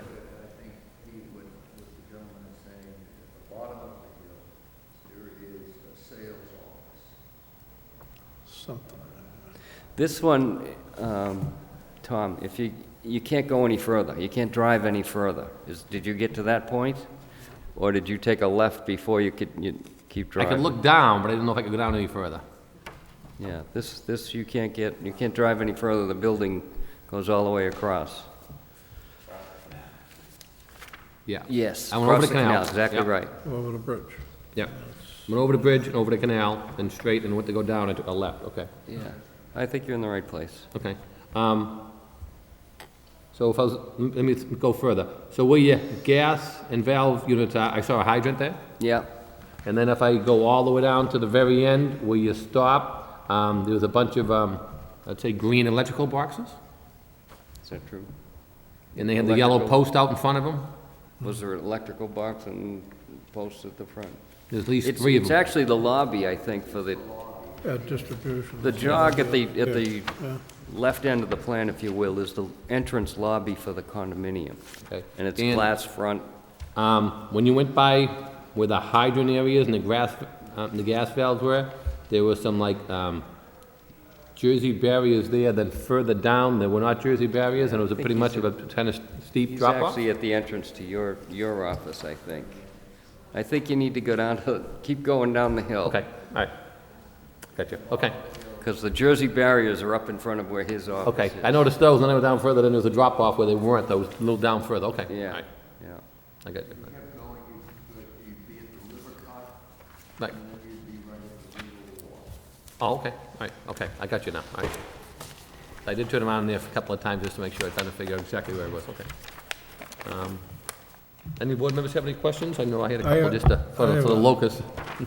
I have a couple about parking spaces. One, first is, there is a lobby in mill number 3 on the, I guess, the north side of the building. Is there any existing parking down there for any of those businesses, or is it all across the street in the garage? It's not shown on this plan. That may You impact should the... try to answer this, yeah, again, this area. was just a sketch of that area. Ed's very familiar with it. There is existing diagonal parking that runs along the building that has the condominiums in it that face the river on the north side. Over here, okay. I really think you need to show those on this plan so you can see how it impacts what you have. The other question I have is, on the 11 spaces that you show here, how did you come up with 11? Is it based on a number of units here? No. Or is it just filling up the space? It was just basically what we could fit in that space and still leave access to the lobby area for the fire department. All right, so and it's leave kind of an access arbitrary in front of number, the yeah. existing hydrant. Right. And they really need as many as they can get there for this purpose. I'd like to see how many units that's based on, just see what the ratio is. Say that again, I'm sorry. I'd like to see how many units of living space that's based on, just to see what that Oh, ratio is. See what the ratio is? Yeah. Yeah, But if you're talking about not permanent parking, but just, transition type parking. This is strictly drop-off parking. Yeah, I question the need for 11 spaces. that's Because all. the parking, the permanent parking is in the garage, Right, in the John Street garage. right. But if it's snowy and windy and difficult, you can come down, park in there for about 20 minutes to a half hour, and then put your groceries in the lobby, and then move the car back up to the garage. Well, I understand what the need is, and I agree that it's necessary. I just question the amount of space that you're taking up there. That's all I have right now. Okay, thank you. Any other board members? Just, You're right, Mr. Claremont? does the new plan meet the parking requirements? There's a new Jack? He's got stuff in I the don't garage, think- that's what he's saying. I don't think this is intended for, to meet any parking requirements. Yeah. There's 40, Jody, why don't you, there's 41. 41 units there now, and then there's, in mill number 3, there's potential for 30 to 60? 30 to 60 But we more. had an originally approved plan with parking. As I reviewed some of the stuff from that old meeting, I didn't see how many parking spaces were required, whether we I met think that. there were only 4 shown here. There were three spaces and one handicap space. And they ran parallel to mill number 3. So the proposal then is to eliminate those parallel spaces and add 11 spaces. So you're going to have a net gain of parking spaces, is that correct? 70 spaces. Exactly, because there could be anywhere between, there are 41 units built right now that are all but one have been sold. They're closed and sold. So and the other one has a purchase and sale agreement and will close in the next 30 days. So then beyond that, there is a plan to build either another 30 units or the possibility of building another 70 units. And we have board approval to build, for a special permit, to build a total of 110 units. And then this would be these 11 spaces that would be this temporary 30-minute use and back out again and up to the garage. Okay. All right, thank you. I might be able to provide a little bit more clarification there. When it was originally approved, all the parking that was required for the units, the number of units is provided in the garage, in the parking garage across the street. And this, again, was just for temporary. I believe that this plan that was sent out to you, the small 11 by 17, is the original approved plan. And I think the first round had a similar kind of parking layout that's shown by Jack here. But I think it was a little bit different because it's showing more kind of landscaping elements that I think the historic board had some input on. Obviously, the courtyard on the east side is a lot more landscaped because it's wider. It's got more space for it. The one on the west side, which is the one that you're talking about, didn't have nearly as much. So I think that one of the key issues during that review was providing fire apparatus access to that area. So, anyway. I think that'd be still a key issue that, Yeah, that's the I think Jack even mentioned that already in your presentation. That's That's what the intent here is, to provide safe fire access. And again, we want to review it with the fire department to see that it does meet their needs. I think Mr. Fischett had a question to Mr. Gentleman. Yep. Mr. Chairman, just, do we know what zone this is in? I was just looking at the map, trying to determine if it was in the... It's in the A map DMU for district, I DMU. believe. I believe it's in the DMU district. DMU, okay, and I'm just, okay, then that's where we get the 8.5 foot wide parking, so that's why I was trying to determine what zone that was in. That's really the only concern I had, based on the width, and I was looking at the dimensional requirements of the parking spaces, whether or not that was proper, but, no, obviously the comments from the fire department That's key. is key in this, but, I certainly have no problem with this. Mr. Gentleman, any question? Thanks, Mr. Chairman. So obviously the fire access, we need to get comments from them to make sure that it's still accessible and safe. I was wondering, is this wide enough to accommodate two-way traffic?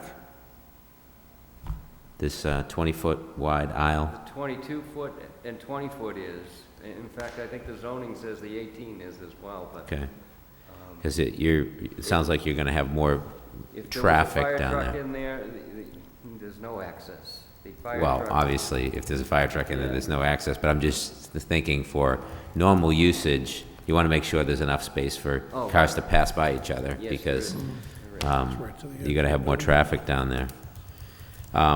And I think you should have some, when you come back to us, have some type of plan to police the short-term parking, because, you want to make sure that this stays as short-term parking and not somebody comes and plants their car overnight or for a day or something.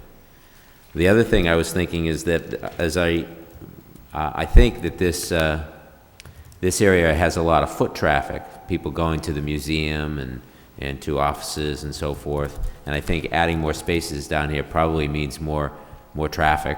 So you probably want to think about, eliminating any issues with pedestrians. So maybe adding, stop signs or flashing yellow, or I don't know, maybe even a marked crossing area, so that you eliminate any potential pedestrian issues down there with increased traffic going to this location. That's it. Those are my thoughts. Thank you. Anyone else have any further comments? No? Okay, You have anything further? Sure. One thing that I would suggest is I think when the plan was originally approved and the historic board approved it as well at the same time, it is in the historic district, I think that the layout, and I've lost my original plan, we need to get more organized, but the original layout was worked out with the historic board on the landscaping to ensure that there was some sort of, the design of it carried throughout the site. So I would just recommend that you show a plan and get feedback from Steve Stoller, the historic board, on that to make sure that that's carried through in some way. That's my only other recommendation. Any further comments? No? Well, wish you well. Good luck. Thank you. Yeah. Thank you.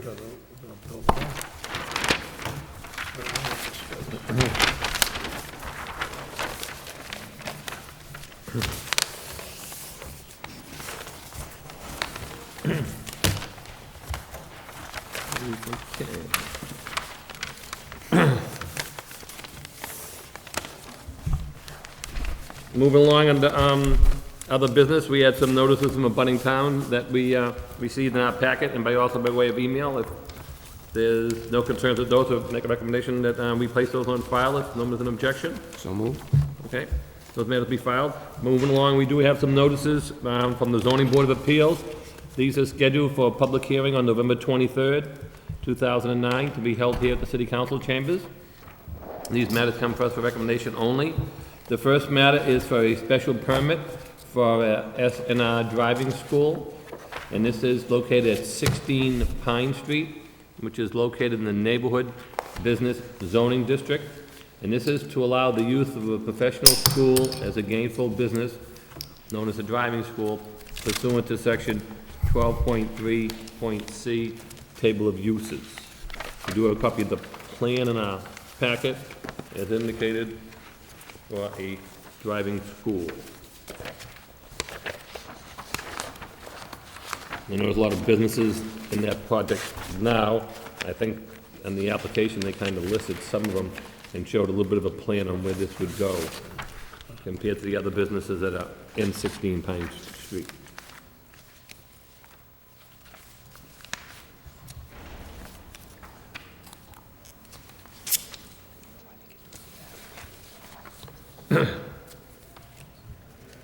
What the applicant is stating is the use of the space is consistent with the use of the commercial office space.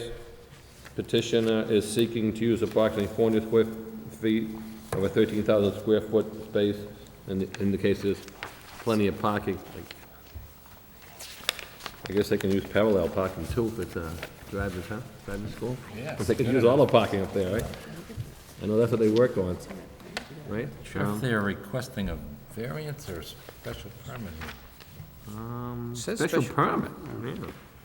So, They are looking how come that's, are there any cars involved here? Parking?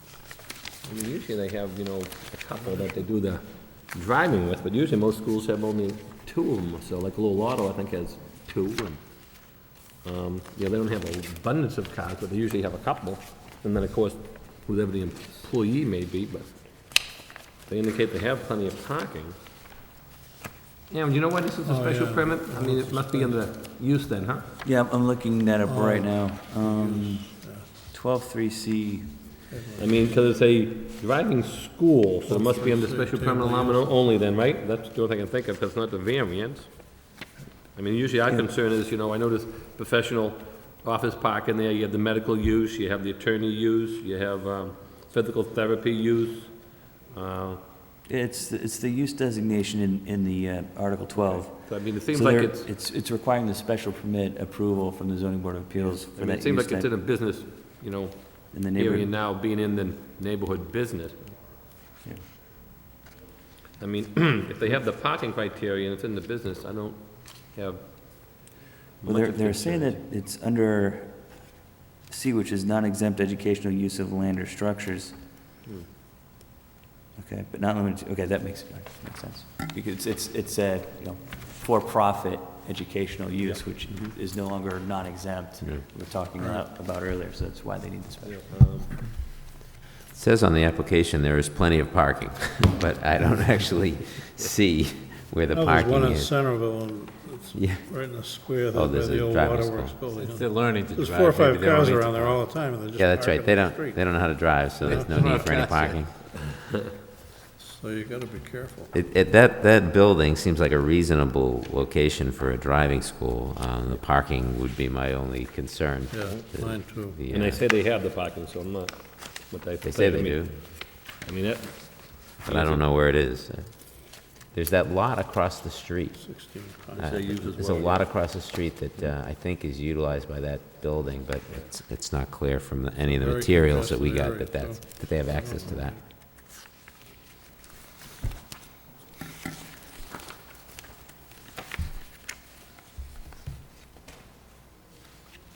Personally, I'd rather see a sketch of where they're gonna park.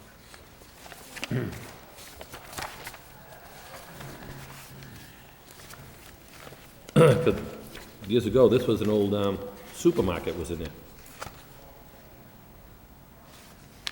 Yeah, I'm not even sure what all this is. Yeah, before they broke up the office, there was an old supermarket in there. One of the older ones, I forget the name of it offhand now.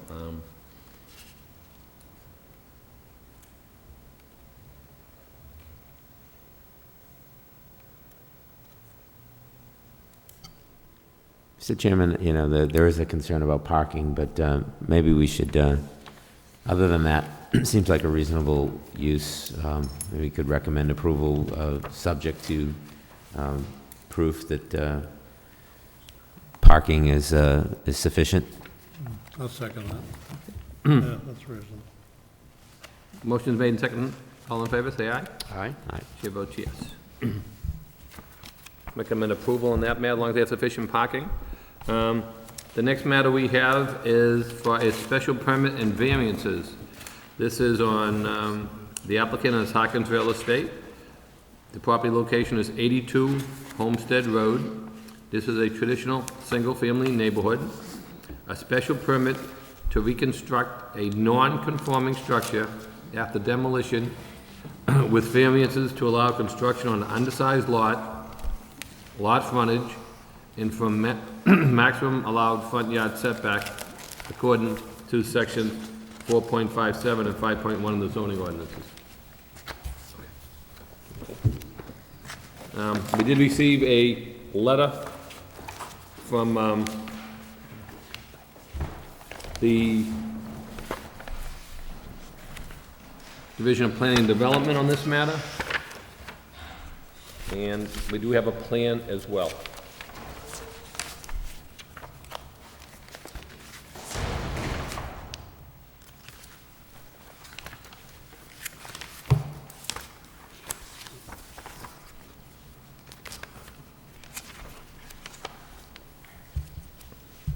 It's a pretty old house. It looks like the existing house they want to raise down and push the house back a ways. Yeah, there's still a little red one in the corner, right? Right, yeah, this is on the corner of, what's it, Homestead and Ruth Ave, and we, Ruth Street, Ruth as Ave, indicated, yeah. we do have a letter in here from Division of Planning and Development, and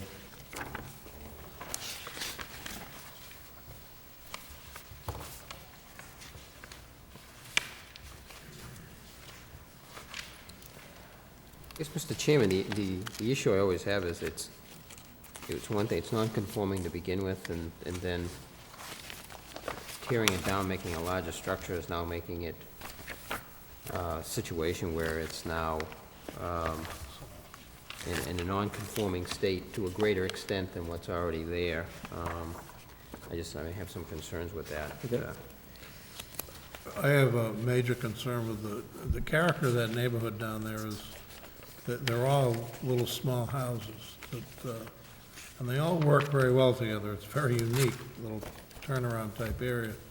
And I think putting up a larger dwelling there would damage the character of that neighborhood. So I'm really opposed to this. And we also, in our packet, there was a letter from Mr. Clausen, gave us a little background on this and indicating that the Division of Planning and Development were against this matter as well. So, I too, due to the fact of what's been mentioned by the board members as well as by, Mr. Clausen, have some concerns too, so I'll not be in favor of it as well. Make a motion for denial. Second. Motion made and second, all in favor, say aye. Aye. Chair votes yes for denial. Next matter moving along is on, this is a special permit, which is a sign. This is by Attorney George Elides, and the property is located at 41 Mill Ave. And this is a regional retail zoning district, and this is to modify a previously granted special permit allowing for an additional, for an addition of a LED facade, LED, on an existing billboard upon the state's authority for the use of the same. So it looks like they got approval, and now they want the LED facade, which is allowed by the state. Is that what it appears to be, Aaron? And this is right out there, out in the Highland section, right by Route 3. Correct. It's right behind the, Down up on the street, yep. it's a billboard that was approved, 6 or 7 months ago now. And it was just a regular billboard that we have, changing signage every couple of weeks, a month, whatever. But they're now putting LED lights on that can change every, we can change continuously to every 5, 6 seconds, 10 seconds. I haven't read through the clothing changes. But there's a couple LED billboards in Cleveland and Boston. They're past rumor. We won't see them. It was approved for regular billboard now. We have concern on this part, on this proposal as well. I was trying to get a comment from Zach Lanty.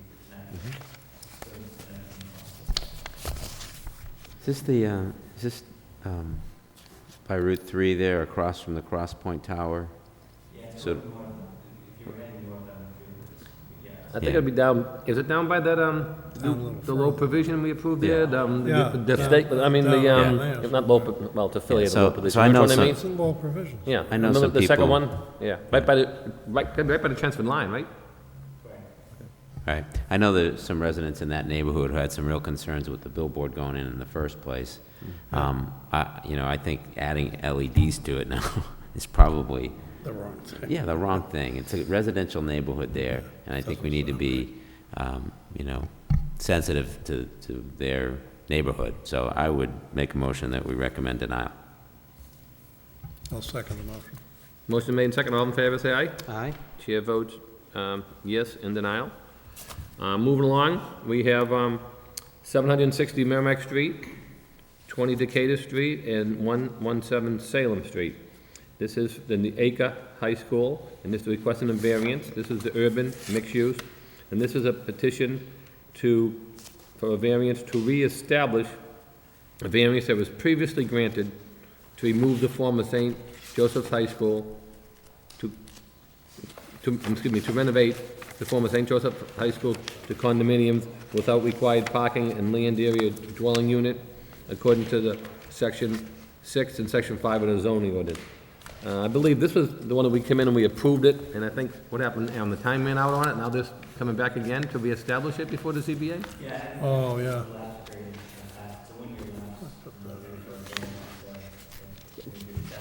My wife's gonna throw me out.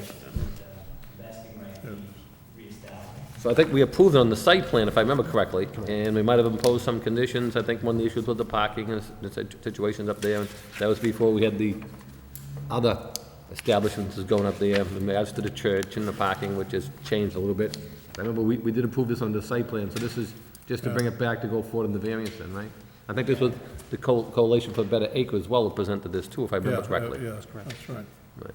So I mean, I know we approved it before with the conditions with site plan, so if we want to make the same recommendation, approval with previous conditions to the site plan? I would make that in the form of a motion, Mr. Chairman. Yeah. Motion's made and second, all in favor, say aye. Aye. Chair votes yes. Okay. Mr. Chairman, it was brought to my attention, actually, Mr. Goldman, when we were discussing the date of our December meeting. Yeah. Zoning board. It was brought, the zoning board of appeals meets on the I believe in the second Monday, and the 14th is the second Monday. Okay. All right, We we can can just check that. move over down the street, down the hall.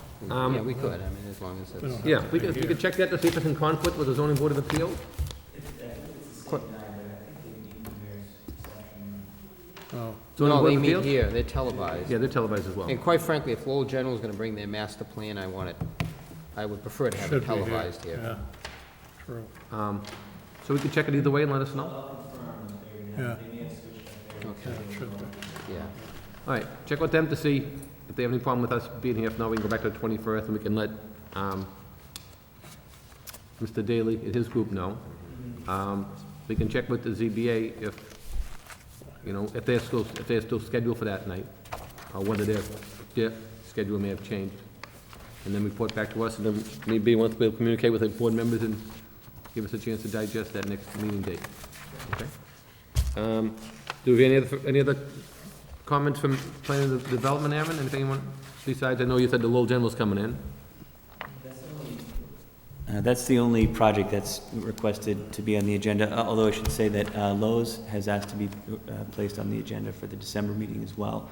And what they want to do is they just want to bring back their plans and kind of just run down the condition list and confirm that everything is done according to the approval. So it's just kind of buttoning things up. They want to tie all the loose ends together, so. But other than that, that's it. I think we can pick that up, so we'll bring that up under old business then, basically, right? Yeah. Okay. Any of the board members have any comments, any communications? Didn't we have an item about the charter school? Oh, yeah. Rich just brought up, in the packet, Aaron, you gave us something about the charter school that they sent it to? That's correct. Yep, sorry, I forgot that problem. myself. That was over Want to issue a Prince. bond? Yeah. Correct. Mass Development sent a letter just requesting Prince Packaging. Yeah. that the planning board comment on a preliminary approval that they're issuing for a revenue bond for the charter public school to purchase and renovate, well, it's the old Prince Spaghetti manufacturing and distribution facility. So what they're asking for is any comments on whether or not this conforms to the community-wide master plan. Yeah, and we discussed it briefly. It's not directly in the master plan, right? Well, the master plan does, it does talk about preserving light industrial space for light industrial uses. Yeah, if I could, Mr. Chairman, and I'm glad Mr. Lockhart brought it up, because I did actually look at that in the master plan, and it's actually, again, it's page 98.1.4, strengthen and enhance existing industrial areas and develop new sites for business opportunities. And the first action step says, protect industrial areas from encroachment of residential and institutional uses.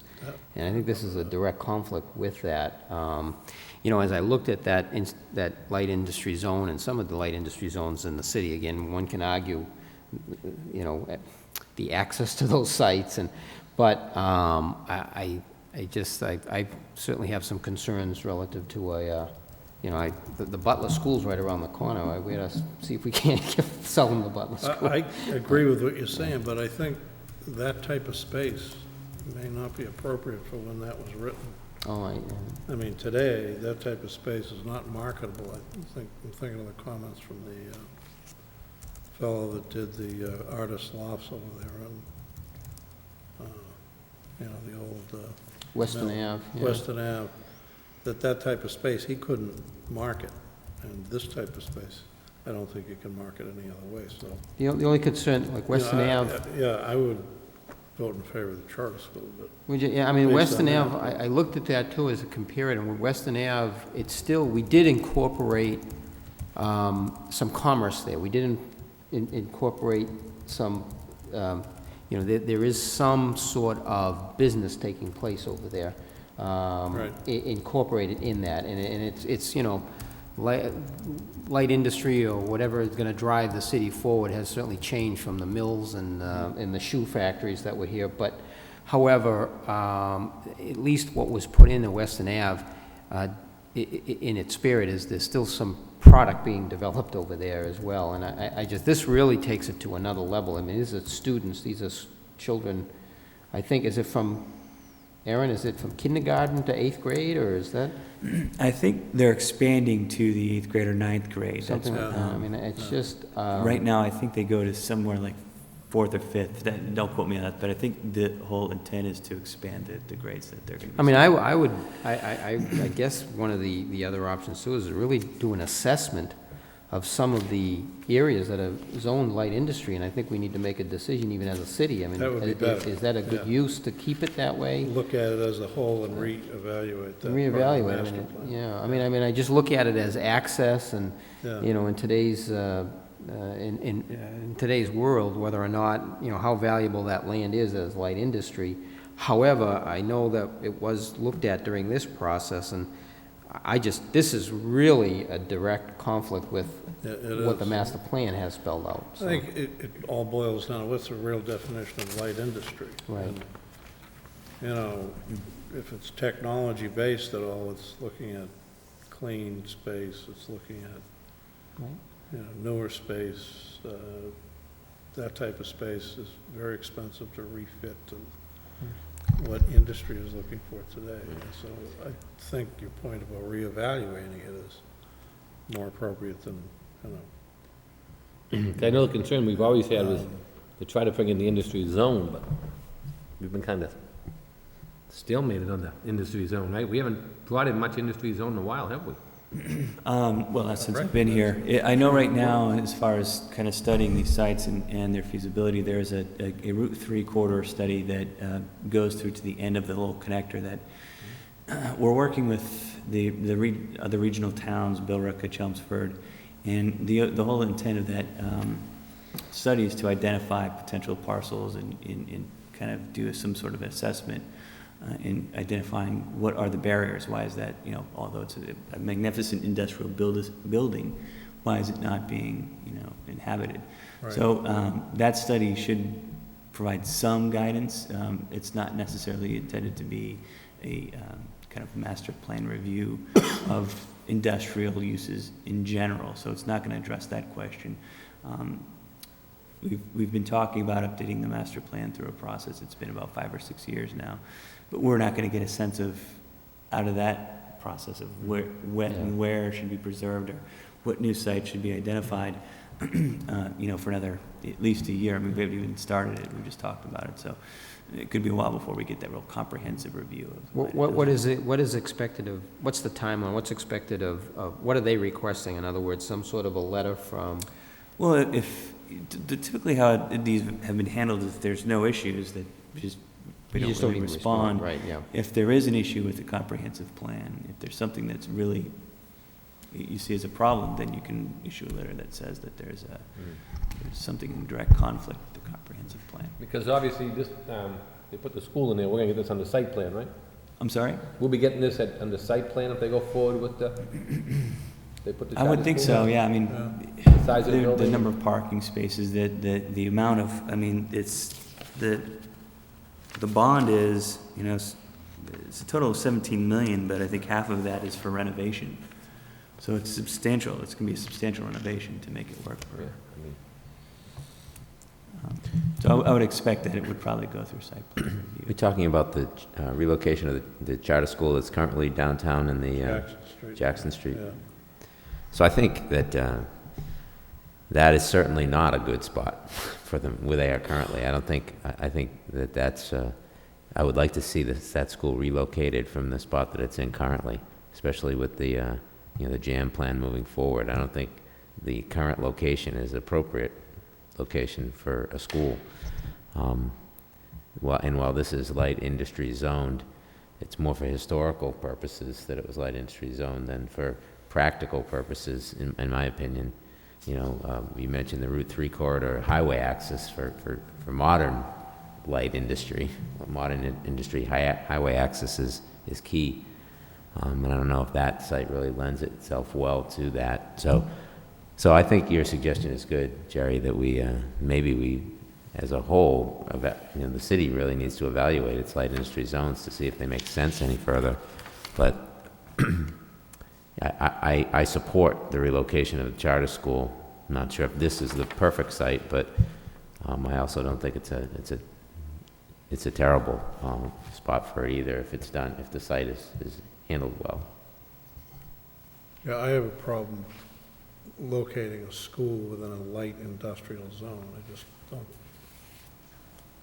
it just doesn't work without further definition and clarification. Okay, so we can, I don't know, it's, Maybe we'll have the comment to the letter then, maybe, if need be, until we get further review. I mean, if they need. Yeah, if there's not a timing issue, I think we should. We can- yeah, I don't think that, the letter itself doesn't identify a time frame. I imagine at some point they would need to make a decision on when Yeah, I they mean, will issue the bond or, approval of the bond. And that would probably happen before any kind of plans would be presented to the board, so. That doesn't make sense.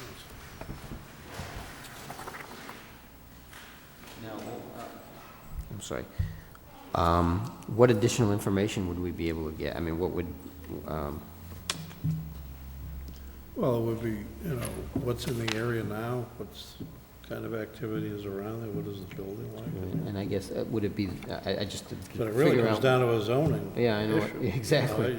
If you go by that, it doesn't work. It doesn't work. I know, Aaron, I mean, would DPD, would you be providing us with some feedback as far as an assessment of, that's what I'm just trying to figure out then, I think it warrants some sort of comment. I do have some concern, and if we're using the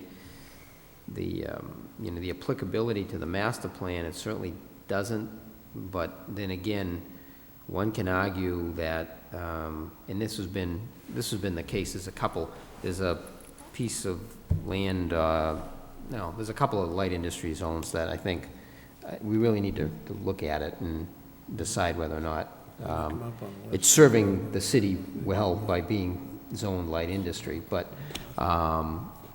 I guess my question is if I would hesitate, I would not like the board not to comment, but then what would you be providing to us? I'm just looking for some guidance. In other words, we'll say at the next meeting, you're going to provide us with what for us to? Well, there's probably not a real kind of formal study that we'd be able to conduct prior to the next meeting in terms of what are the barriers. I mean, it's part of the Route 3 studies to help us identify that problem. I can find out when that study is expected to be submitted. I know it's been going on for some time now, but I don't know the timeline on its completion, so that may help finding out what their recommendations are, what comes out of their findings. That may help kind of make a decision on that. But I think what really the Vice President of Mass Development is looking for is more specific to what the comprehensive plan says. It's not asking for further study just from what the plan is. I don't know I mean, if it it's helps a whole lot. But. If it's the planning board's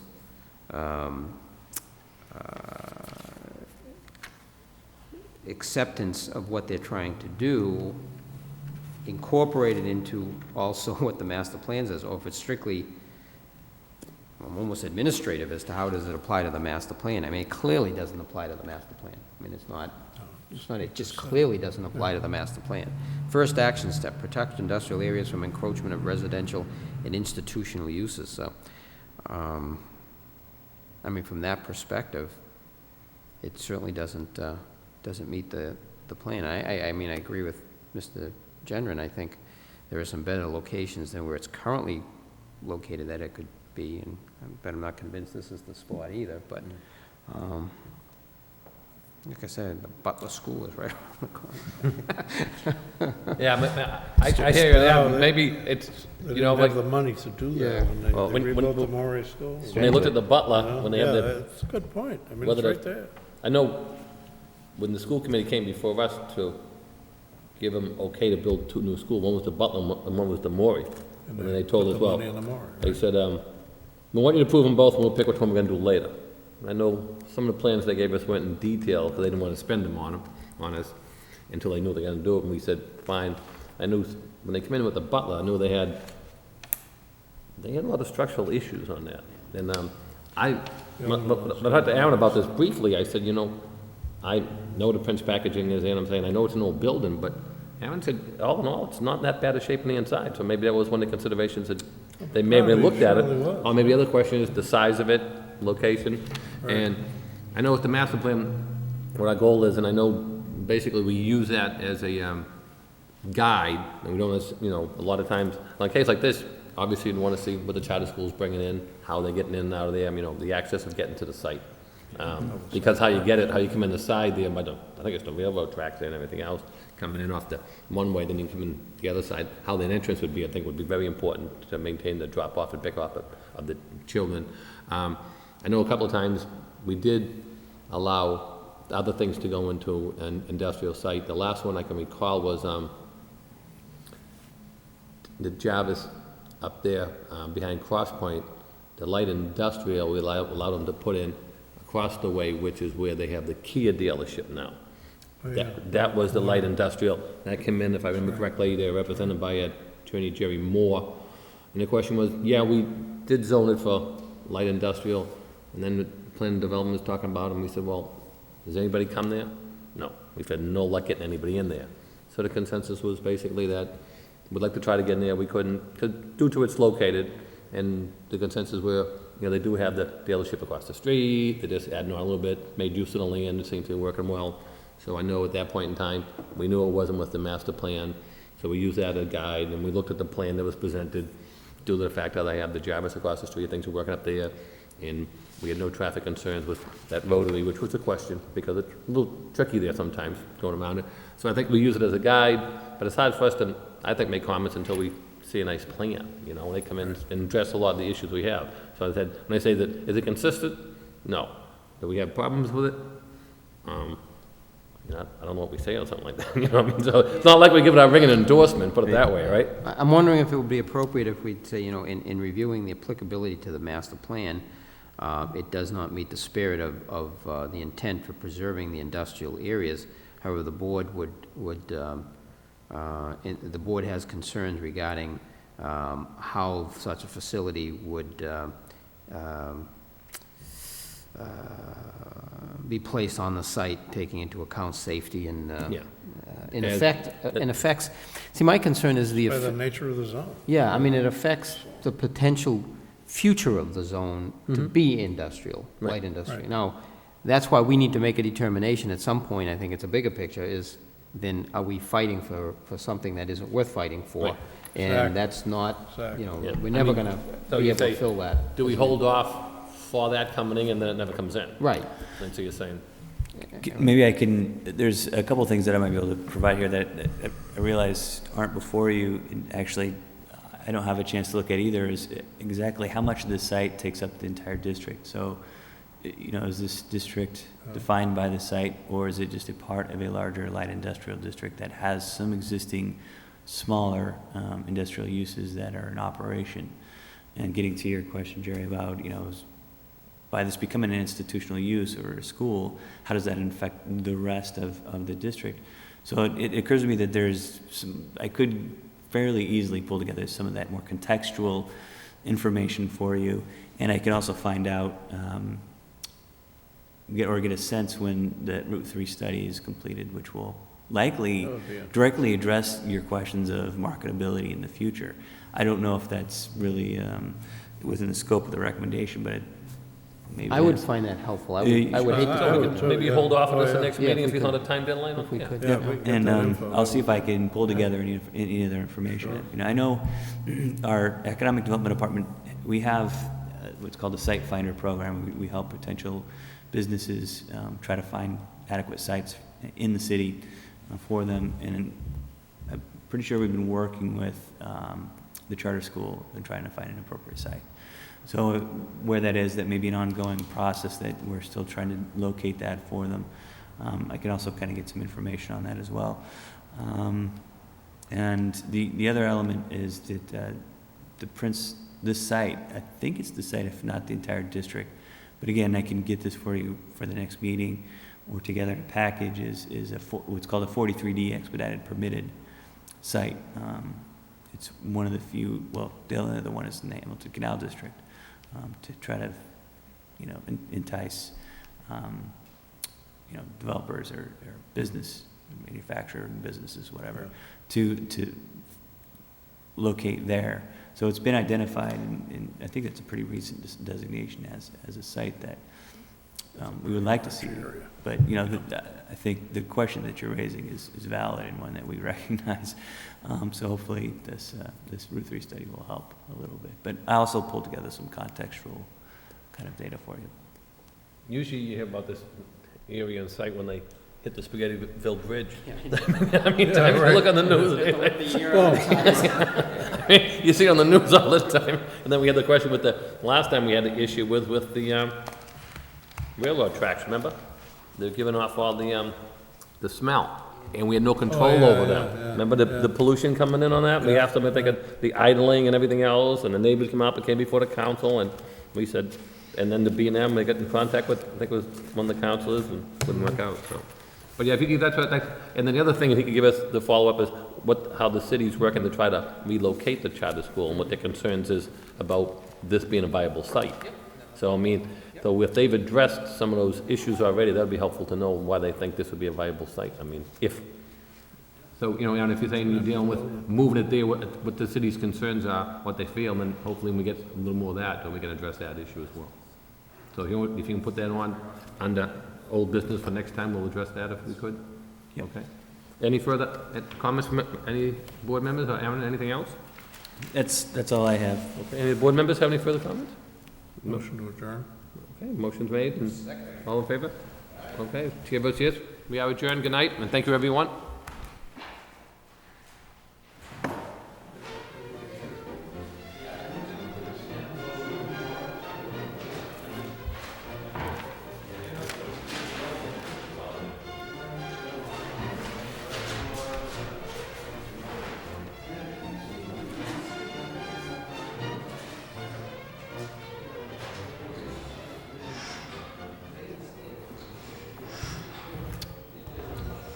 Thank you.